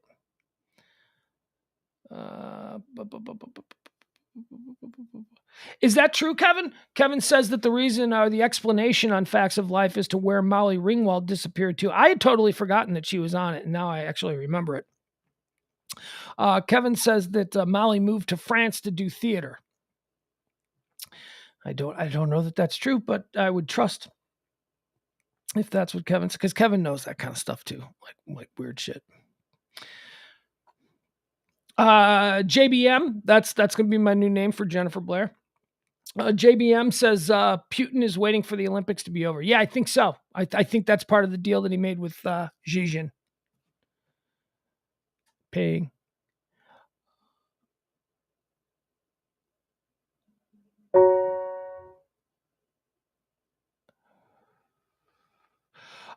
Jeff says, I don't understand why Ukraine doesn't allow NATO investigators and every major international news agency in that area to inspect and report. They're not. I mean, I watch nothing but news coverage of, Western reporters from there. As a matter of fact, is it Arwood Diamond? Is that her name? Arwood Diamond? Is that her, or is it a different one? But I saw her doing live shots from Donetsk twice yesterday on CNN. Live shots were right in the middle of the live shot. Soldiers came over and physically moved her and said, no, you've got to go. You've got to go. Like I saw her on the morning show. She was doing it with John Berman. And in the middle of her live shot, she was removed from the area by soldiers who said that there was, some incoming shelling. And so she was moved away and they cut the live the live shot short. And then like 4 hours later, she was on just after I finished the show here. So Jake Tapper, she was on with Jake Tapper and she was in Kiev. And yeah, we're supposed to apparently call it Kiev now. Yeah, it's been Kiev for 1 billion years. It's been Kiev for, honestly, 1,000 years. It's an ancient city. It's been Kiev. Everyone has pronounced it Kiev, but now suddenly everyone's calling it Kiev. Kiev. Whatever. I'll do it. Whatever. Like I said, the world is changing. I'm just trying to keep up. I'm not going to resist, because the number one indicator that you are old and that you have stopped accepting new things and that you're closed-minded is when you refuse to change with the times. You tell me that's a boy. You tell me that's a girl. You tell me that's this. You tell me that's what. It's now it's not Kiev anymore. It's Kiev. Is it chicken Kiev? Because I love chicken Kiev. Is it chicken Kiev, or do I need to start calling it chicken Kiev? And if I go down to my butcher and I say, you know what, I would like a chicken Kiev, is he going to know what the hell I'm talking about? Is he going to be as forward thinking and as accepting of the changing parameters of this world that we're all trying to get through as I am? I don't know. Is there something called a chicken Kiev? Quite possibly. It might not even be what I want, because after all, I'm looking for chicken Kiev. How do I order it now? I don't think so, Leslie. Leslie says that Kiev is like Bombay versus Mumbai. No, Bombay, they completely changed the name of the city.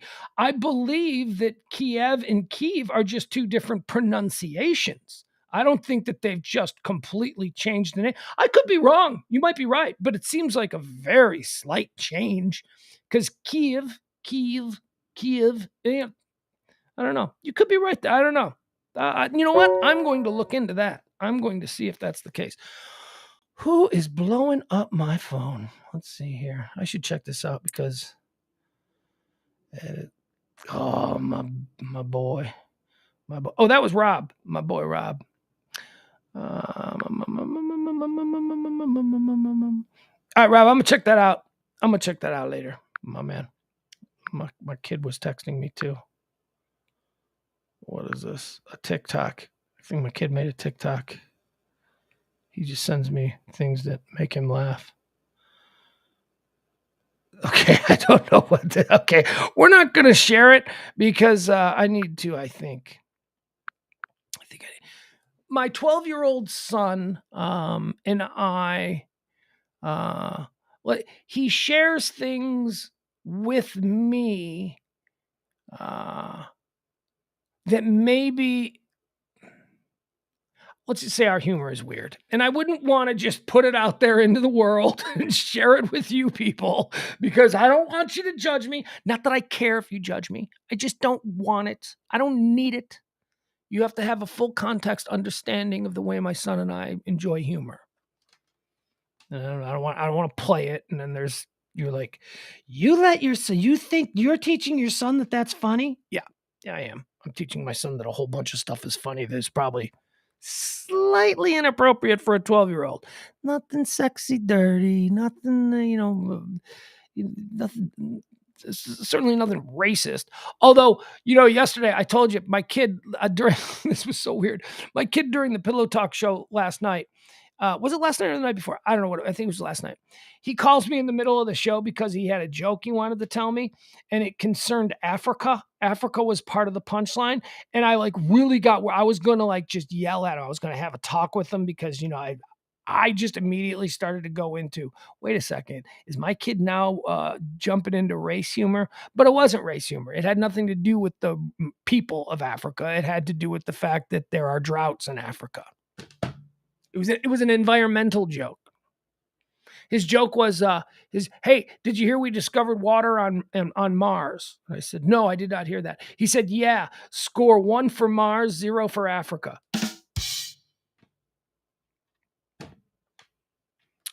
I had to, for a moment, I was like, wait, is that racist? I'm like, no, that's not racist. That's environmental. It's because there are droughts. There are environmental problems with Africa.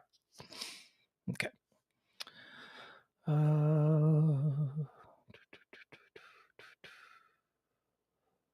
And then a lot of talk about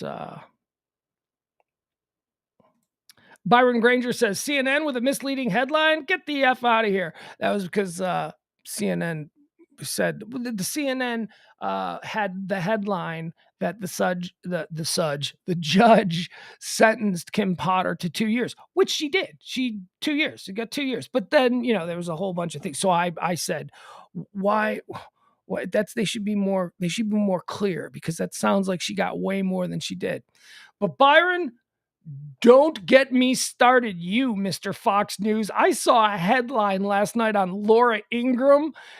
I shit you not, people. Laura Ingram's headline was, "Why the left can't quit Hillary." I was like, what?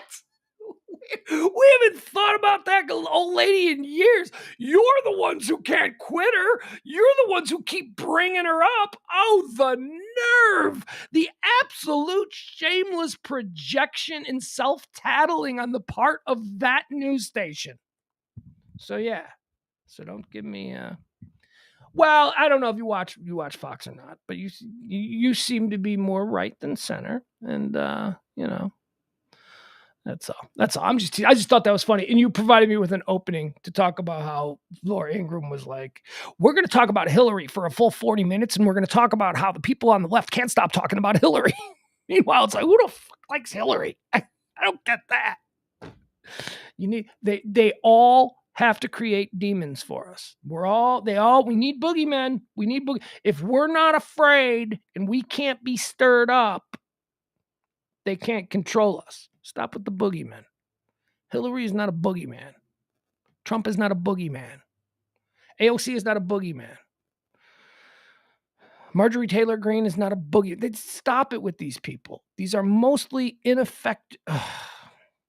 Don't get it. That's why I hate politics, man. They're all working us. There is no reason for us to be in one army versus the other army. We all need to form our own army and understand that they're all working us, both sides. They're playing on the fact that we are so desperate to be a part of a team that they can work us up, gin us up, and get us angry. And whoa, what happens when you're angry? Somebody better do something about this. I'm going to do something about it. Just fall in line behind me.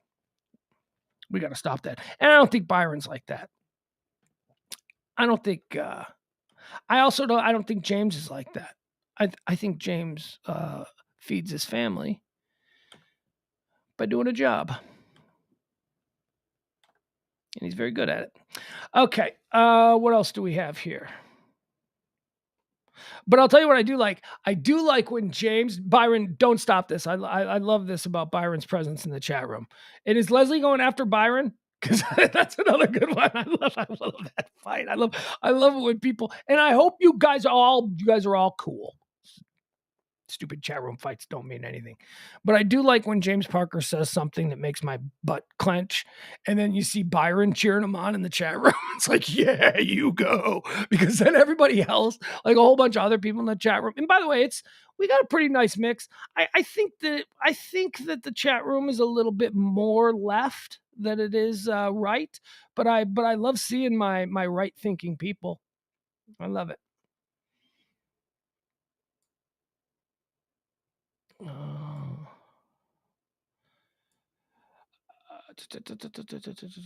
You know what? I don't know. Can we be done? Let me just quickly run through here and see if we've got anything. Yeah, I don't want to talk about the HR stuff. Yeah, I was talking about the area of Oak Cliff when I call it where everyone's grandma still lives. It is. It's the Kessler Park area. JBM says that's the Kessler Park area in Oak Cliff. That's an awesome area. Later, Byron. Be well. Adam, there we go. Look at him. He throws out these hot takes, and it's just Adam's hot takes are so declarative. They leave absolutely no indication that this is an opinion of his. They're just, this is truth. Anything that disagrees with this point is incorrect. That's why it's so infuriating. Being the Ricardos was boring. Fact. And she wasn't good in it. Literally fell asleep twice watching that movie. I mean, there's a more delicate way that somebody interested in having an open communication might phrase that. But he's not. He's declarative and combative, which is why we've had this running bicker fest for about 15 years now. Long time. JBM says Nicole Kidman. Okay, let me do that. Being the Ricardos was not boring. It was fascinating, especially if you're a fan of that era of television and you like to see how Desilu actually operated. I'll give you an example why it wasn't boring. I had never seen a depiction of Desi Arnaz being the guy that was actually in charge of Desilu. Those meetings with the bankers and all the people where Desi Arnaz was absolutely without a doubt in charge, because the perception was always that he was sort of the quiet guy behind the scenes and that Lucy was the one who caused all the problems, caused all the arguing. She was the demanding one. That film didn't depict it that way. That film depicted like fucking Desi Arnaz was a baller of a boss. And when you understand the impact that Desilu Productions had on television stretching all the way into the 1980s, man, that was, and maybe it's because he was a Latino. They sort of touched on that in the show, being the Ricardos, that Desi Arnaz was never truly given the credit for being the important person in American television, certainly in the developing years of American television. He was never truly given the sort of stroke that other non-Latino people did. So I really enjoyed that. Adam found it boring. I found it incredibly insightful and very interesting. And I thought it was nice that he finally got his due. As far as Nicole Kidman was terrible in it. Okay, whatever. That's whatever. Can't go there. How do you argue that? It's acting. How do you argue that? I thought she was terrific. I mean, she was terrible in it if you didn't know who Lucille Ball was. Like, if you only think Lucille Ball was, Ricky, if that's all you know of Lucille Ball, if you've never seen Lucille Ball in a conversation, if you've never seen her like doing, in the 70s, she used to do, talk shows all the time, and she was a completely different person. So, I mean, Lucy was a ball buster. Lucy was large and I thought she was great. I'm a Sorkin liberal, so of course I liked it. No, I am not. I am not a Sorkin liberal. I do, however, enjoy Aaron Sorkin's dialogue. I like the way he writes dialogue, even if I do not always enjoy the words that he chooses or the messaging that he goes with.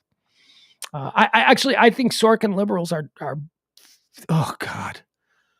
I'm so over the Clinton era liberal Democrats. I am so over them. But don't for a minute think that I think that we've improved anything by the rise of the woke idiot. The woke idiot is even worse. But there is a middle ground. There is a middle ground of progressives who are, people like who's a good example of the middle ground progressive? No, never mind. I'm not even going to talk about it. I was going to give a couple of people, but no, we don't want to talk about politics.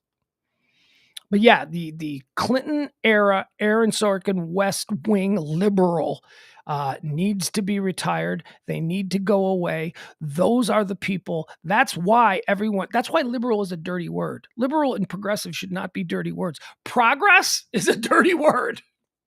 Liberal is a dirty word. Half these idiots on the right have liberty tattooed all over their body, but liberal is now a bad word. Do you see how crazy that is? Liberal. Stop it. But the entire left is being destroyed currently by the wokeness. Yeah, it's being absolutely destroyed. Guys, I'm shook. Somebody looked at me funny and I can't take it. This is honestly all the things that, boomers were saying back in the early 2000s about what's going to happen with all the participation trophy kids when they get into the world, when they realize that the workplace is people are assholes, that walking down the street means that people are going to be dicks because not everybody has to act the way you want them to act. And now it's, guys, I'm shook. I'm just so shook. I went into Subway and they didn't have Parmesan cheese. I just had to make this Instagram video and tell you how shook I am. Toughen up. Toughen up. Fight for others. Fight for others' rights, not for you. I'm going to grandstand because I am addicted to social media. I am addicted to the applause and the likes, and I'm addicted to total strangers going, "You go, girl." Stop it. You make me sick. You're ruining everything. This is so self-righteous. This is so self-centered. Think about other people. The whole idea of being a progressive, the whole idea is that the acknowledgement that we are all one and we need to pull in the same direction for things that help the society as a whole. Okay? So it's not about just me. This is about me, and I'm tired of people being mean to me. I'm 19 years old, and I'm sitting in my car, and I'm ranting on Instagram. Get out of town. All right.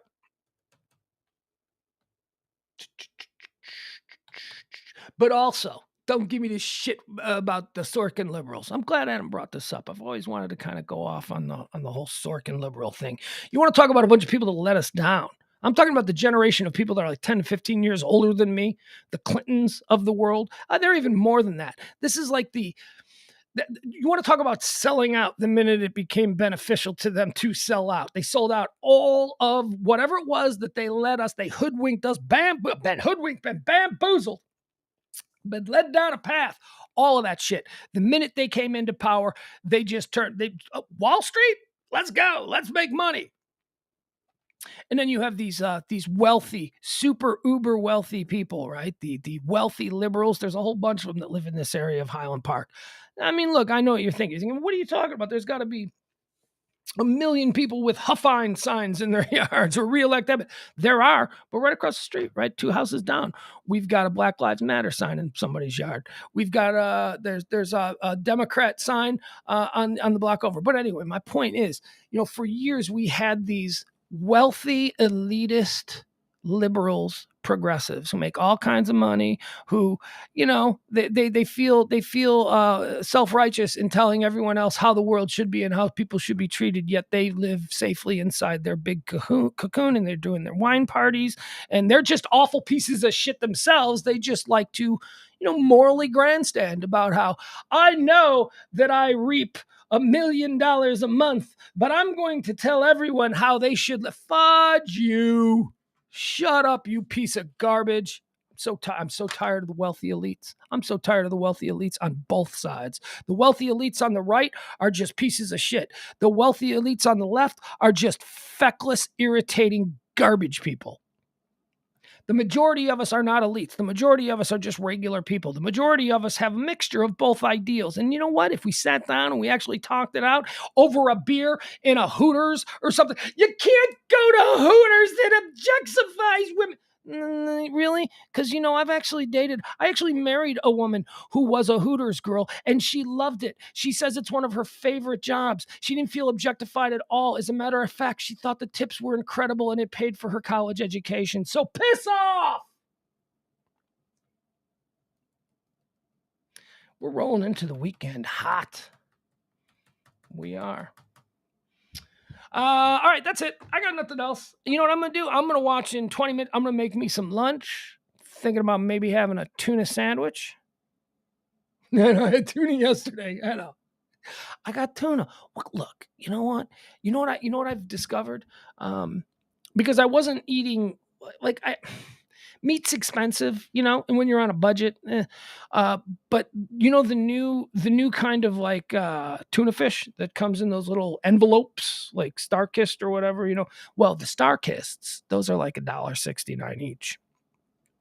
But the Kroger brand, which are exactly the same, they're like 89 cents each. So I was like, that's a bag of meat. How many bags of meat can I get? So I got like 10 bags of meat for like, $9 or whatever it was. And they're good. Like I thought, I always thought like, tuna fish comes in a can and it's packed in the water, albacore in the water, parked in the water, and you squeeze it out. That's old timey tuna. I mean, I was a little bit worried about what was going to happen with the envelope. It's dry, it's not packed in water. You don't have to put it on, whatever. It's dry. It's seasoned. Like I got this envelope of tuna fish that was already like had some ranch dressing in there. I was like, oh, it's delicious. So I'm going to have that. And as I mentioned yesterday, I like to put a little cheese on it. That's right. I guess I shocked Leslie when I told her that I put cheese on my tuna fish sandwiches. But why wouldn't you? Name something cheese doesn't go on. Hell, I know people who put cheese on apple pie. Cheese does a body good. All right. That's going to be it. If you can help support the show, as always, please do. Appreciate that. This show runs on your kindness and your donations. We have a certain amount of money that we need to make every month. And, we sometimes make it. We sometimes make it. We made it Christmas. That was the last month where we really made it, but we will continue. We will do it regardless. We'll make it work. It'll work because I love doing this. And I appreciate any and all support that you folks give me. You let me come on here. You let me be an a-hole for like 2.5, maybe 3 hours. Get out of here. You guys are wonderful. Hey, if war breaks out this weekend, then we'll do a special show. So be sure to subscribe and like and all of that. A never-ending quest.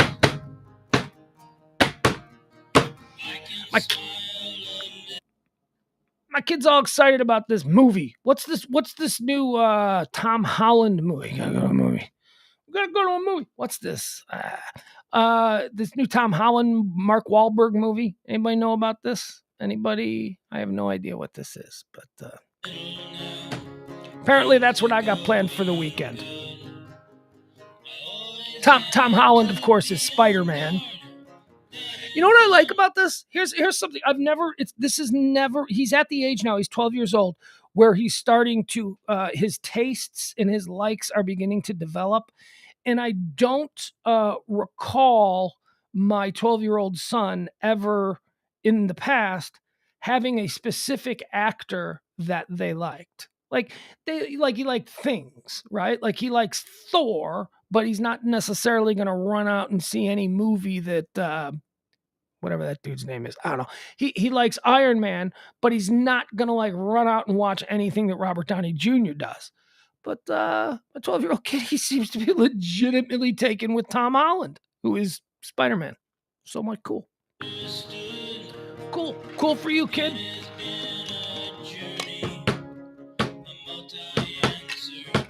Like the show, share the show, spread the word, tell your friends, build the chat room, invite people to come and fight. Not fight. Come together and hang out. Fair and equal exchange of ideas. With occasional profanity. Again, I'm sorry, Adam. I was just like, ow! I get rolling. You understand? I get rolling on a subject and I start to spew. I start to, and then I read something that takes me in a different direction. And I don't know why I went there. I was like, Jesus, what was that about? Was I doing that for effect? Did I go back to being a shock jock? Did I think it was funny to say that? I didn't think it was funny. And I'm certainly not comfortable being that aggressive. Certainly not with people that I like. I don't know. There's a lot going on up here. A lot going on up here for all of us. Yeah. probably best not to look too closely. Unless it's court ordered. Then, you got to fix. Then you got to do the court. The court tells you we got to figure out what's going on inside. That's a totally different thing. But most of us pedestrians walking around out here, you just, don't look too closely. Don't answer. It's not a big deal.